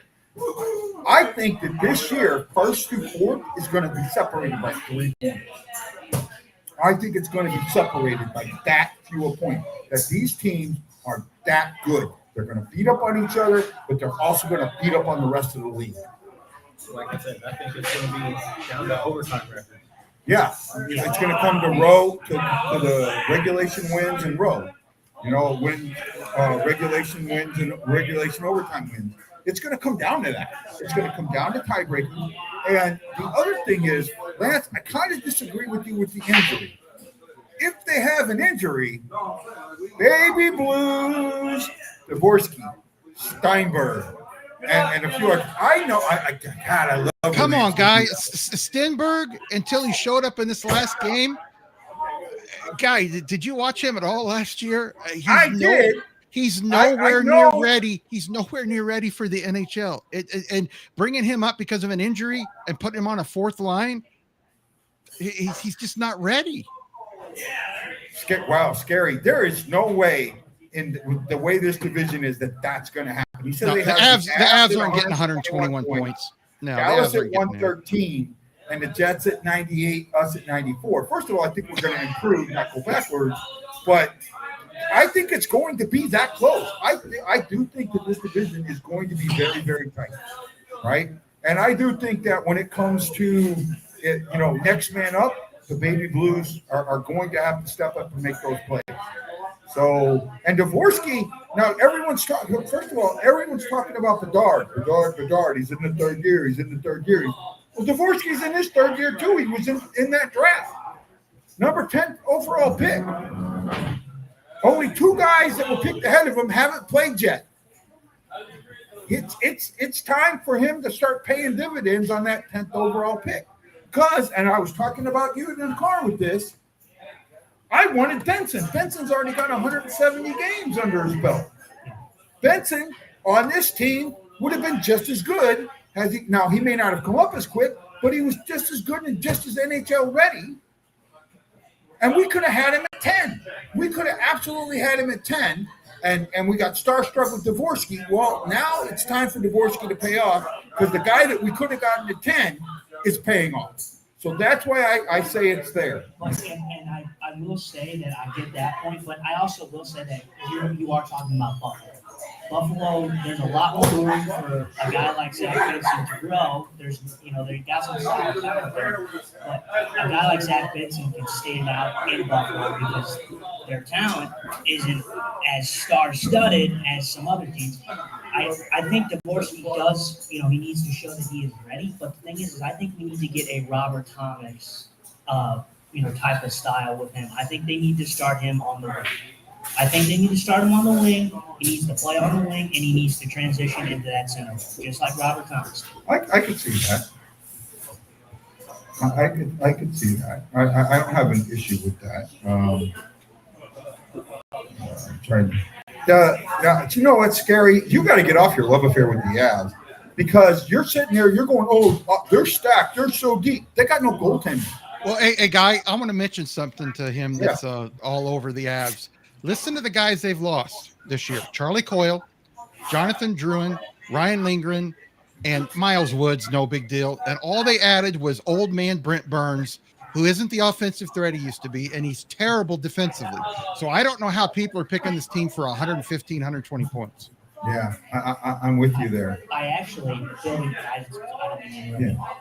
building off of Shockey, I actually respect his answer. I could even see the message. What people don't understand is what happens in the beginning of the season for the Avs. The Avs always start slow. They never seem to be a powerhouse out of the gate. And then they become a powerhouse. The thing with the Avs is, as I said it with Cale Makar, it's a controversial take. Cale Makar is not a defensive juggernaut. Cale Makar is an offensive defenseman. Yeah. Most of the players on Colorado on their defense core are offensive defensemen. And I think they struggle. They're going to have to score 5 to 7 goals a night to win. Exactly. Who do I compare the Colorado Avalanche to? I don't remember, to be honest. They're in the Pacific Division. They're a top team in the Pacific. Oh, Edmonton. Edmonton. They outscore their issues. Their issues are mostly defensive and goaltending.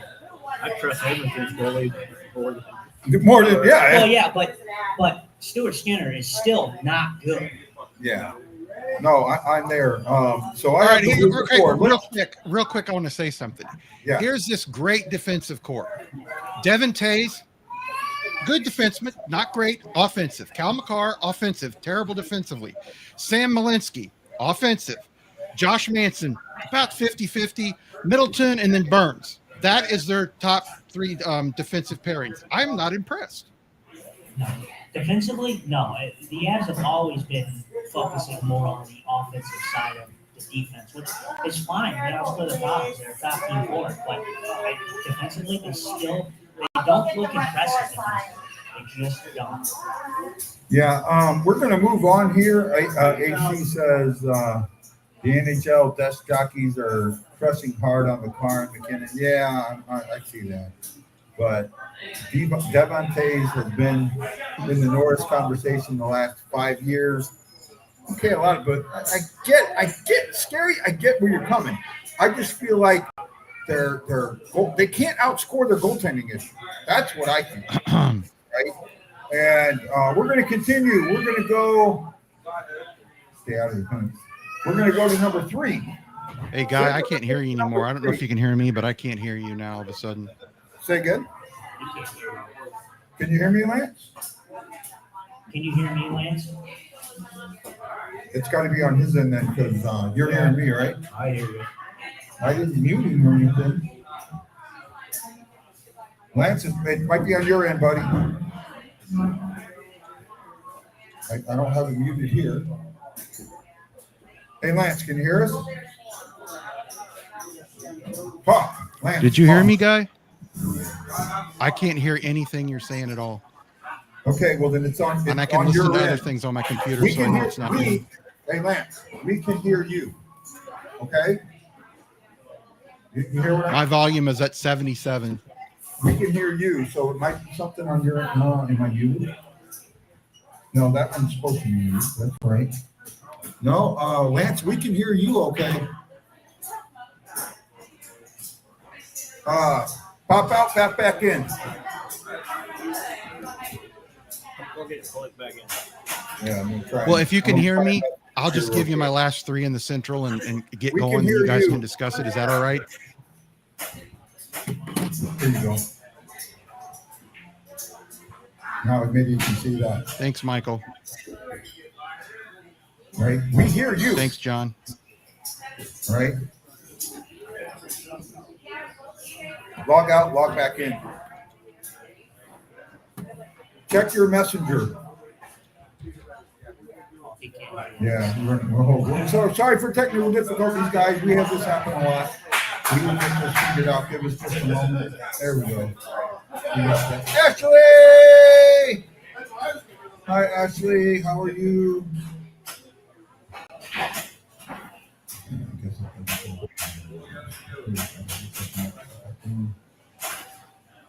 Can you hear? Now we can't hear you. Ah, that's insane. There we go. Okay, so Ashley. Hello, Ashley.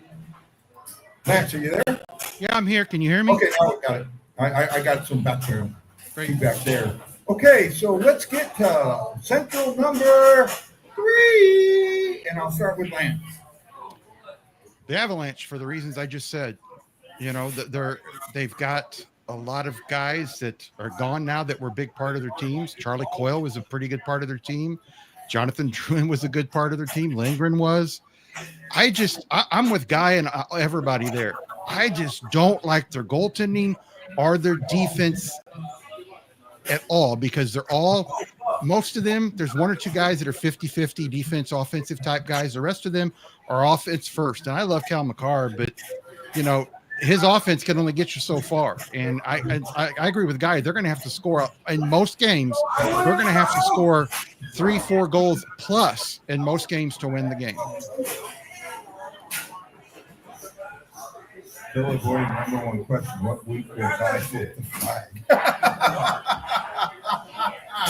We'll get there, John. I lost Lance again. He'll come back. So we'll go Justin on this one. Who's your number 3? See, I was flip-flopping it around, and honestly, I'm going to take the bold take. I'm going to take Colorado. Oh my God. Look at this quote. Look at this. I know you can't see this. I think Blackwood will win the Venenza this year. No. If Blackwood wins the Vezina, I need to stop watching him. Yeah. So can you NHL see this, Lance, what Tony Douglas said? Tony Douglas must be an Avs fan. Yeah, because I like Blackwood. I do, but he's not. Yeah. He's not a number one goalie. He's not going to play 50 games, 60 games. He's just not. He's going to split things Wedgeworth up. the serviceable backup, but that's all he is. Yeah, he's a good backup or a guy that can be a tandem. You know, that one guy plays 37 games, another guy plays 45, something like that. But he's not going to win the Vezina. He's not. He was the second best goalie in the league once he got traded to the Avs. No. So Tony says he was the second best goalie once he got traded to the Avs last year. I think Bennington was the second best goalie. Blackwood would no. I'm sorry, man. I would love. I don't have his numbers in front of me. I'd love to look at him. Right? He played 58 last year. Yes, he was. Look it up. Sister JD, I can hear. I don't think he's going to play 58 this year. I really don't. I don't think that he was. And until last year, I think that was the first season he'd played that many games in his career. When did he get? Well, first of all, I don't have a lot of time to pull it up. I can do it after the show because I'm a little busy trying to run everything here. But it's something we can talk about at the next show. I'm just not there. I don't think. And the Avs finished third in the division, didn't they? Yes, they did. I have the ads, just for all the reasons we've been talking about. The way I picture this is, you know where I'm going with this because we talked about this in the car. So you know who I have at number 2. There's a reason I have that at number 2. I can save that for when we get to it. Yeah. But I have the ads for every reason that we talked about, but I'll explain why I believe the team ahead of them will be ahead. So if I got everybody's number 3, Can I say something real quick? Real quick? This last year was the first time he had played over 44 games in his career. Was the first time he'd ever played that. And he played 19 for the Sharks and 37 for the Avs. But his first year in 2018-19, 23 games played. 2019-20, 47, 35, 25, 22, 44. I mean, I think he's a good guy. I'm not trying to say the guy's not, but he's not a Vezina winner. He's just not. Yeah, I'm with you. And Tony's saying he was the best goalie after the All-Star break. Well, we didn't have an All-Star break. We had the Four Nation break. So, but I don't know what you're talking about. And actually, no, Jordan Bennington probably was. Yeah, Bennington was up there. Bennington had some really good numbers after that. Go ahead. Sorry. You want to say something? No? Did you do your number 3? I'm like lost now. Yeah. We need to go to number 3. I have the ads at number 3. I have Winnipeg at number 3. I have Winnipeg at number 3. Winnipeg is not going to win the division again. Hellebuck is going to need help, and I don't think they gave it to him. And I don't think that they're as good as a defensive team as everyone gives them credit. They lost the top 6 and replaced a guy that hasn't played in it. Yeah. And I have them at 3 too because of those reasons I said. They've lost a lot of good players, and all they've added is old man Brent Burns. Yeah. Okay, so we're gonna go and cover basically this is my favorite division other than the Central, the Pacific Division. The way they finished out last year, 8 was the San Jose Sharks. They got the number 1 overall pick. The Seattle Kraken, the Anaheim Ducks, the Vancouver Canucks, the Calgary Flames, the Edmonton Oilers, the Los Angeles Kings, and the Vegas Golden Knights, who NHL has at number 1 on their Super 16. Start with you there, Justin. What is your thoughts on the Pacific Division? I have the Sharks finishing last again, 8th. I think they're going to be exciting, but they're still a few years away from actually challenging for that spot. As for Vegas, I do have Vegas winning. I don't see any reason why they wouldn't. They added more. Yeah, they don't have season, right? So that hurts them a little bit, but I still think that Vegas is a strong enough group to where they can get in the playoffs. Now, do I think that they're a team that's going to challenge the cup? Debate. I personally think that they're going to struggle in the playoffs, but they will be a decent team. Yeah, I'm kind of on the board with that too. Lance, what's your thoughts on the Pacific Division? Well, let's start at the bottom. I guess I'll start at the top. Vegas always finds a way to get it done. I have them number 1. I have the Oilers 2. I have the Kings 3. I have the Canucks 4. I have this is going to shock people. I have the Ducks 6, Seattle, or the Ducks 5th, Seattle 6th, Calgary 7th, and San Jose 8th. Yeah, that shocked me a little bit. I'll kind of go over what I'm thinking here in a second. Shock man. Pretty much with Lance. Calgary dropped to 5. Vancouver will come up. I actually think Seattle will finish. I don't see where Anaheim got out of their management problem. So I have them at 7th, actually. I can see that, yeah. And maybe even the Sharks surprised people, and they wind up ahead of Anaheim. So you take Anaheim and the Sharks, and they're 7 and 8. You take Vegas at 1, and then you take every other team, shake them in a dice thing, flip up the dice, and that's how they come out. Pretty much. Right? Because that's what I think. I think that this division is Vegas. The problem is this division shouldn't be owned by Vegas. This division has 2 of the 5 best players in it, and they're on the same effing team. This division should be one team and then everybody else. And that's the Edmonton Oilers. Now, they've been in the Stanley Cup Finals the last 2 years and lost. Problem there is goaltending. And they didn't address it. That's the issue with the Pacific Division to me, and that makes the Pacific Division weak. It really does, and it hurts the Pacific Division. I think they only get 3 teams. I don't think they get 4. There's no fucking way they get 5. I can see Oilers winding up 4th just because the McDavid contract situation. Oh, yeah. And they just went in now. They just went in so they can. We're getting there, Wayne. Since everybody kind of went through. Actually, I think everybody everybody put the Jets at 3rd, didn't we? I put them at. I put the Avs at 3rd. Okay. I put them at 3rd. We got the Jets in mostly 3rd. Mostly 3rd. I'm the outlier and said 4th. Okay. But as for the Pacific, the rundown that I did, I actually glanced. Me and you must think alike. We're very, very similar. The difference I have in mind is I actually have Calgary dropping to 6th. So I have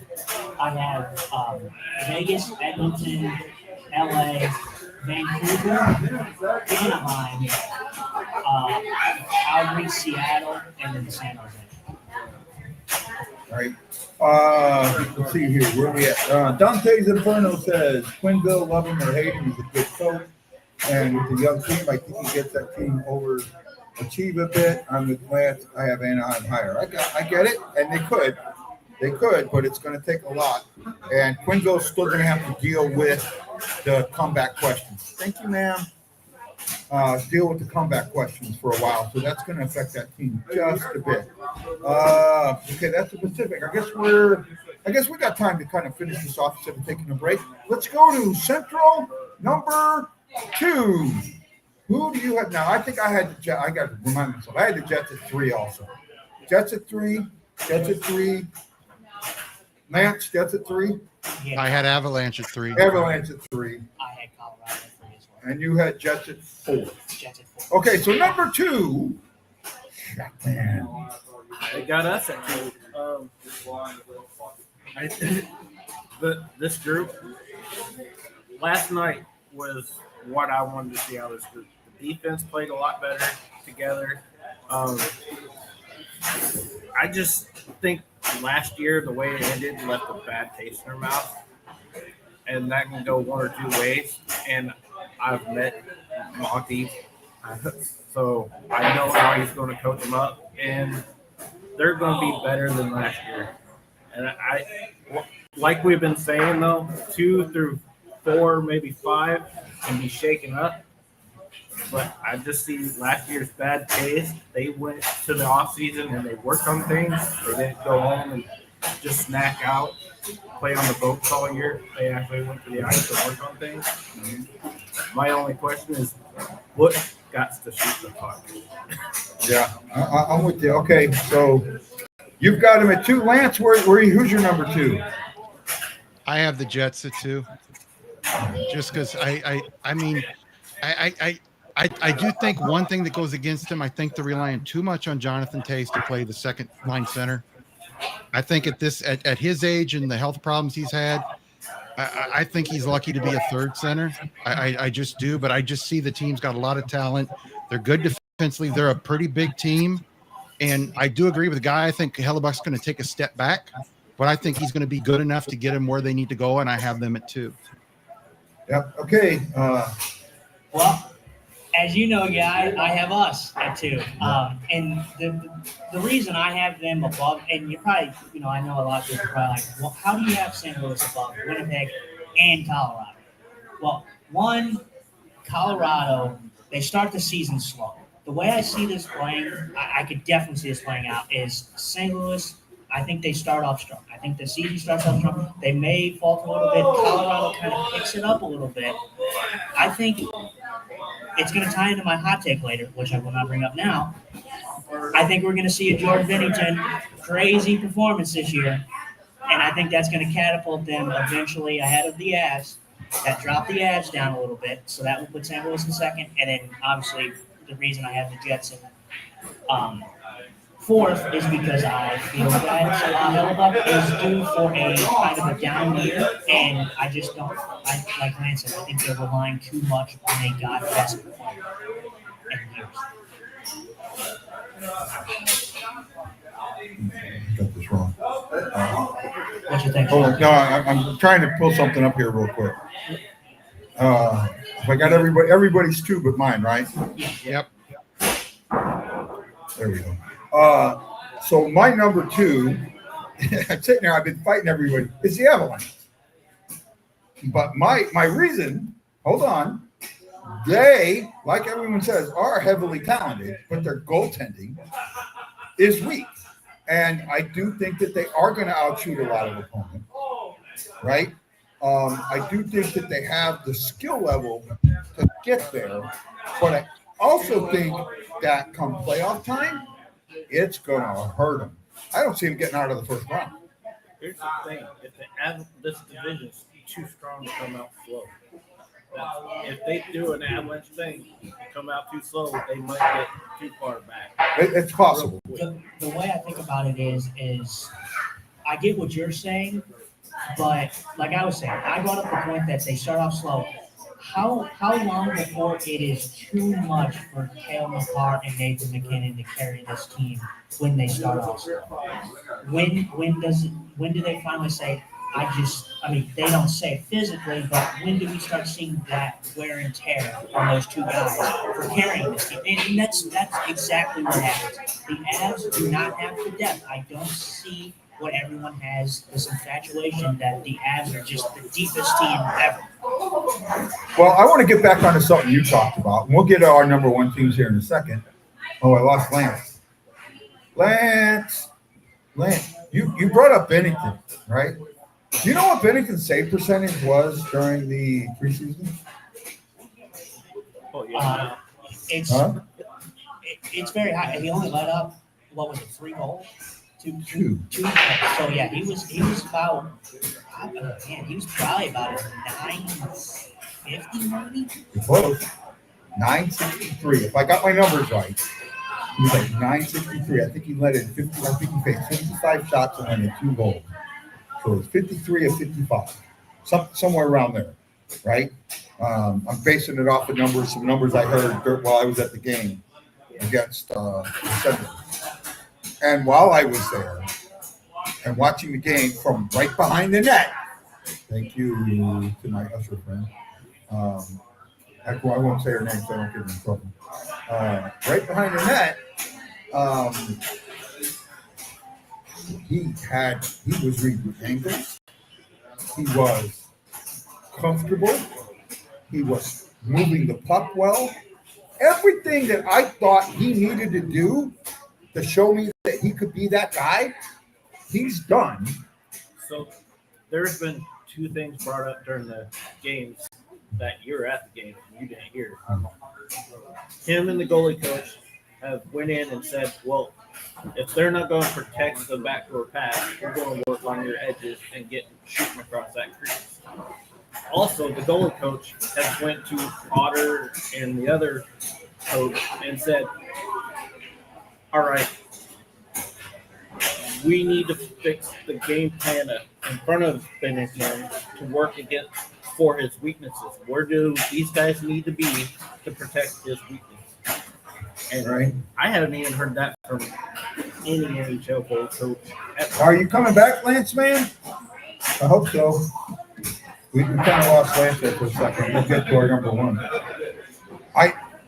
I'm telling you, and I brought this up on NHL radio, and I had someone kind of say something to me, and I won't say what it was. During the Four Nations, somebody said something to him, about tipping pitches. Because after the second game of the formation, he changed something. He looked different to me. Right? He just looked different. And with that, I started to say, he's figured it out. And whatever book the league ahead on, they don't have it anymore. And I think that you mentioned hot takes. I got one. Yeah, and it's probably Bennington wins the Vezina. That is one of my hot takes. Yes, Bennington wins. Right. I don't know if he wins it. I think he is in Vezina talk. I think he's in one of the Vezina finals. Right. I'm there. So while Lance is gone, we're going to go ahead and go with our number one. I don't know if he's coming back because he put a chat in there. Hopefully he comes back. I'm not sure. Lance, you gotta talk to me, buddy. Tell me what's going on. Are you coming back? Because I haven't seen anything in the chat or something. So talk to me real quick. I feel like with everything that's kind of. I have to go. Of course, Dallas. Okay. Lance, he did tell me he couldn't stay. So Lance's number one is Dallas. And we'll go with yours there, bud.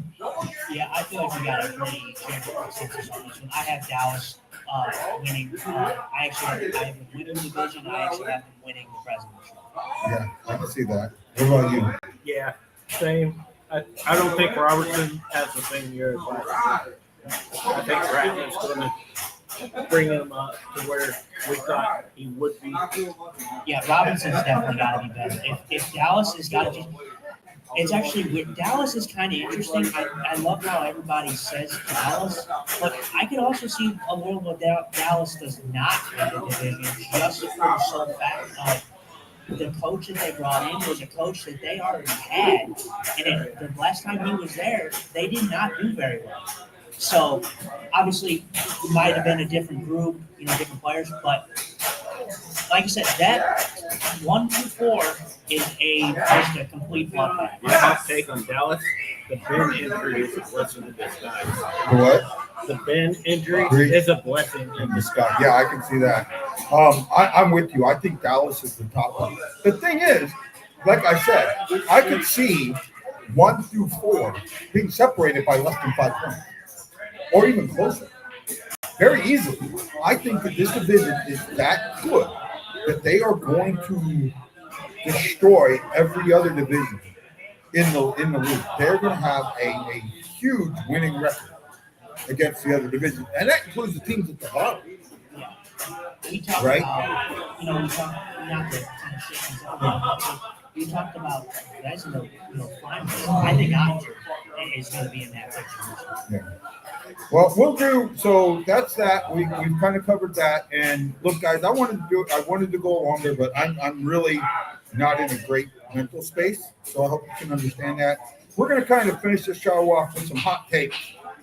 Justin, I know, has got a bunch of them. I'm going to let Justin go with his hot takes and see if Lance has got any, and we'll go from there. Okay, Justin, it is Justin's hot take. I did 2 separate sets. We have the St. Louis hot takes that I have, and then we have the league wide hot takes. The first one we've already discussed. Jordan Bennington is a finalist for the Vezina. I don't know if he necessarily wins it. There's a lot of good bowlers out there. I think he's going to have the Vezina year. My second one, we also agree on this one. Jimmy Snuggerud wins the Calder. Okay, so I had 2. I do think that could happen. I'm on board with that. The reason that I'm on board with that is he's on that top line. I think Thomas is a 100-point player. Who's getting the goal? I think it's going to be Snuggerud. Some of them are going to come. Kyrie's going to get some on the power play. But 5-on-5, who's getting the goals? And it's got to be Snuggerud. And I think he could have a 40-goal season as a rookie. He's a dark horse for the Calder. He is probably right behind Demidov. I think Demidov is going to be in that race too, but I think Snuggerud could win the Calder. Any thoughts on that, Jared? No, I think he's in the top 5. I have Benny as a Vezina finalist, Snuggy as a Calder. And I have more confidence in Benny winning the best name than that, but I'm still like 99.8%. And my last St. Louis hot take is we haven't been talking about it, but I think Philip Broberg has 50 plus points this season. I can see that. I don't have an issue with that. You know what? Let's talk about something here real quick. And I brought this up. I went to 2 preseason games, right? Thank you, Vetix. Thank you. Went to 2 preseason games. Took him here, took another friend. The game I was at with you, my concern was, I kept saying this, where's Monty's offense? Where's Monty's offense? Where's Monty's offense? And to me, the issue was in the first 4 preseason games that the Baby Blues did not understand Monty's offense at all. You brought that up with me, and I said Monty came mid-season, so he hasn't had time to be with the Thunderbirds coach and say, "This is how I want you to be." Yeah, and I think that might have something to do with it. But then I said for the Ottawa game, did I not say this? I told you at the Dallas game, that Ottawa game, they need to score 5 goals or more. Yeah, you did. Yep. Right? How many did they score in the Ottawa game? They got a touchdown. Got 7. And then taking half the roster against Chicago, and usually this last game, they go into Chicago and get beat and make us look stupid. Not this time. What do? Shut them out. What do? Score 4 goals. And you could see Monty's offense in place. Monty's system of style is absolutely 1 billion% offensive aggressive, defensive responsible. If they are defensively responsible, Jordan Bennington is going to be the man. I think the way that Monty described the games, the last 2 preseason games was perfect. They looked the best offensively against Ottawa, but they looked the most structured in the last game against Chicago. And I think that structure is going to only build, and it was only half the lineup. The way I say it, Jackie, is I tell a guy all the time, the Blues play the preseason how the preseason should be played. They play their young guys, and the young guys have to prove themselves to make the roster. But then you have teams that the Blues usually play, they're out there playing their whole roster. The guy that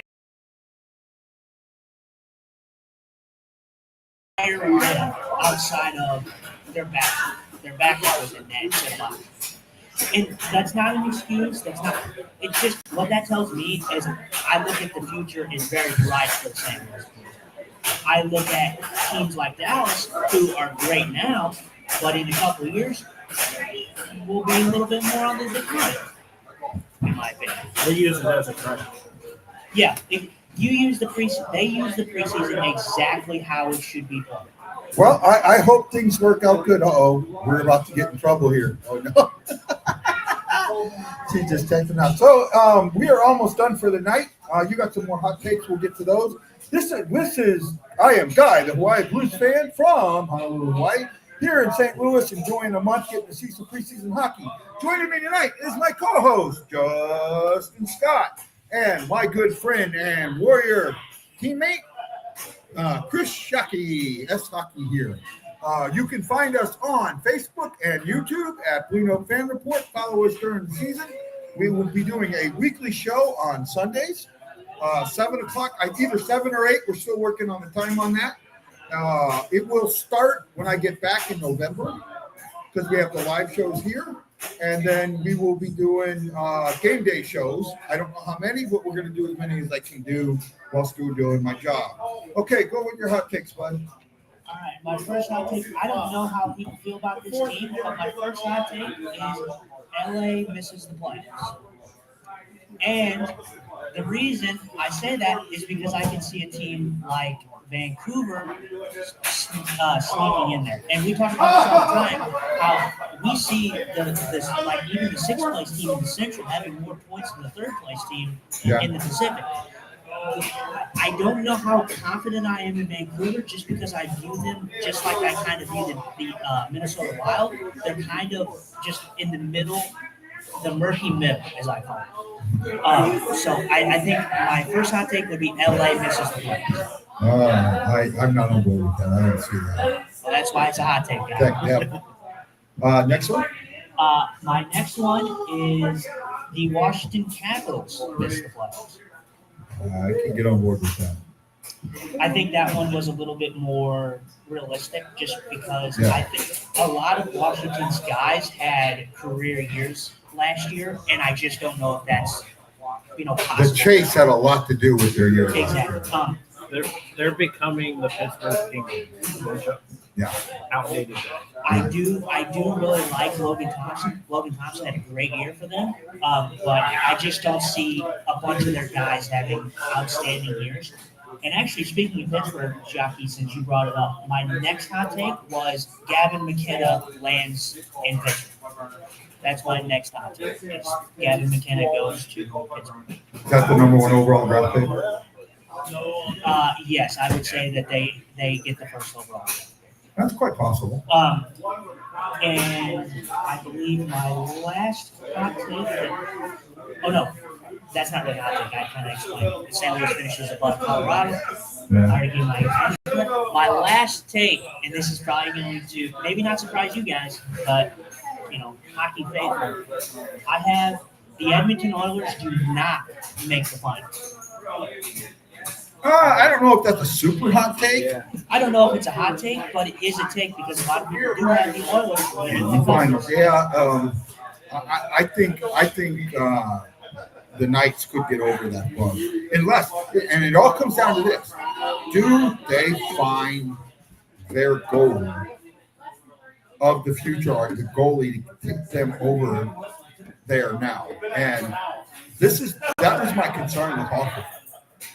Being an RFA, that if the Blues didn't offer him a contract, he was going to get offer sheeted by Edmonton. I'm absolutely dead sure of it. McDavid's not signed yet. Huh? I think McDavid's not being signed yet.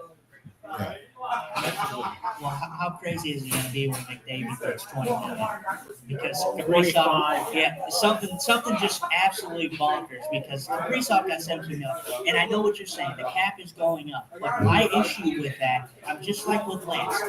The problem is, I just feel you cannot build a significant supporting cast around a guy making 17 mil. I know the cap is going up, but we talk about Minnesota Wild are a middle of the pack team. They need guys around Kaprizov.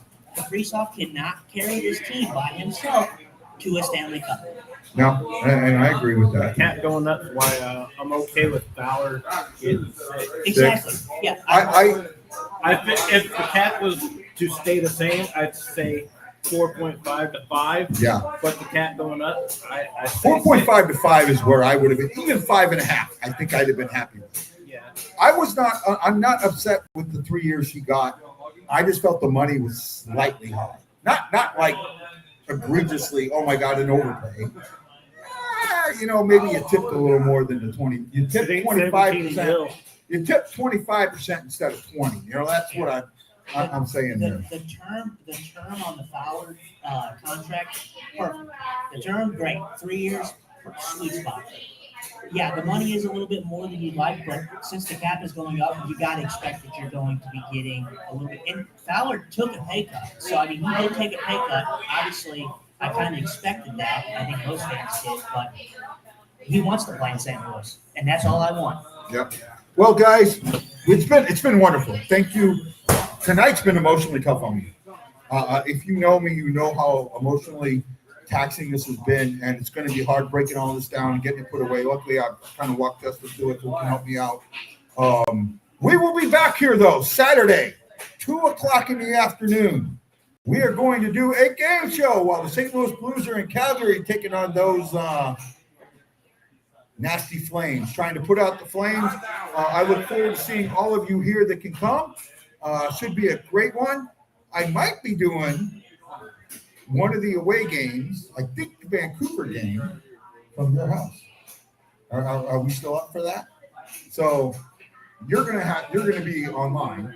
Yeah. But I'm gonna do the Vancouver game, and it's a Monday afternoon game because it's Thanksgiving in Canada, Canadian Thanksgiving.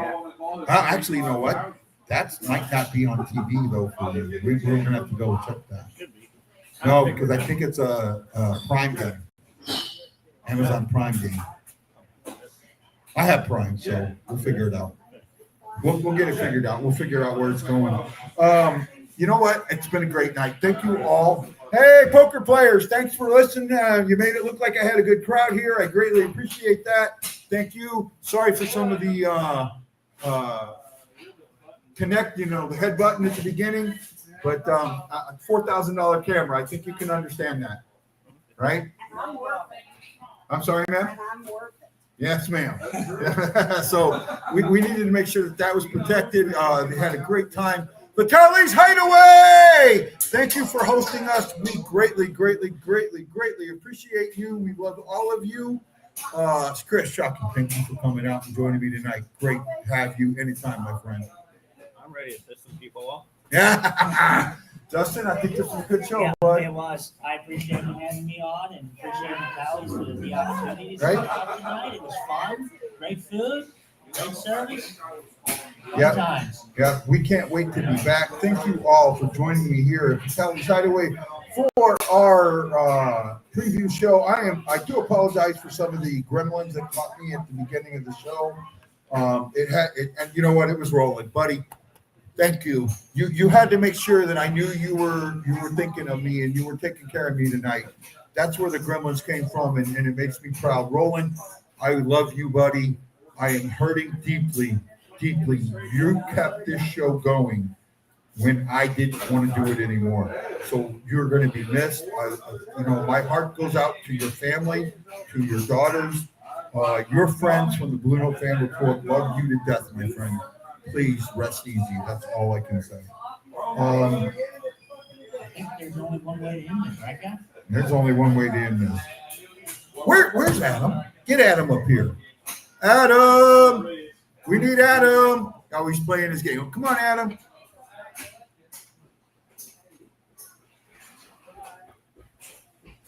Let me put the headset on. Put the headset on for me, buddy. Do you know how I end my show? I'm going to play a video, and then after the video, I want you to do the same thing. Can you do that for me? Okay, here we go. Here's the video. Can you hear me in the headset? Okay, can you hear me? Okay, here's the video. You ready? Hawaii Blues fan, we're bleeding blue with you. Let's go Blues! Let's go Blues! Let's go Blues! You got that? Can you do that? Can you do that? You ready? I'll do it with you. Ready? 1, 2, put the mic to the mouth. Ready? 1, 2, 3. Hawaii Blues fan, we're bleeding blue with you. Let's go Blues! Let's go Blues! Let's go Blues! This is Guy, the Hawaii Blues fan, saying aloha, good night. Thank you all for coming and watching, and I hope to see you on Saturday. Aloha.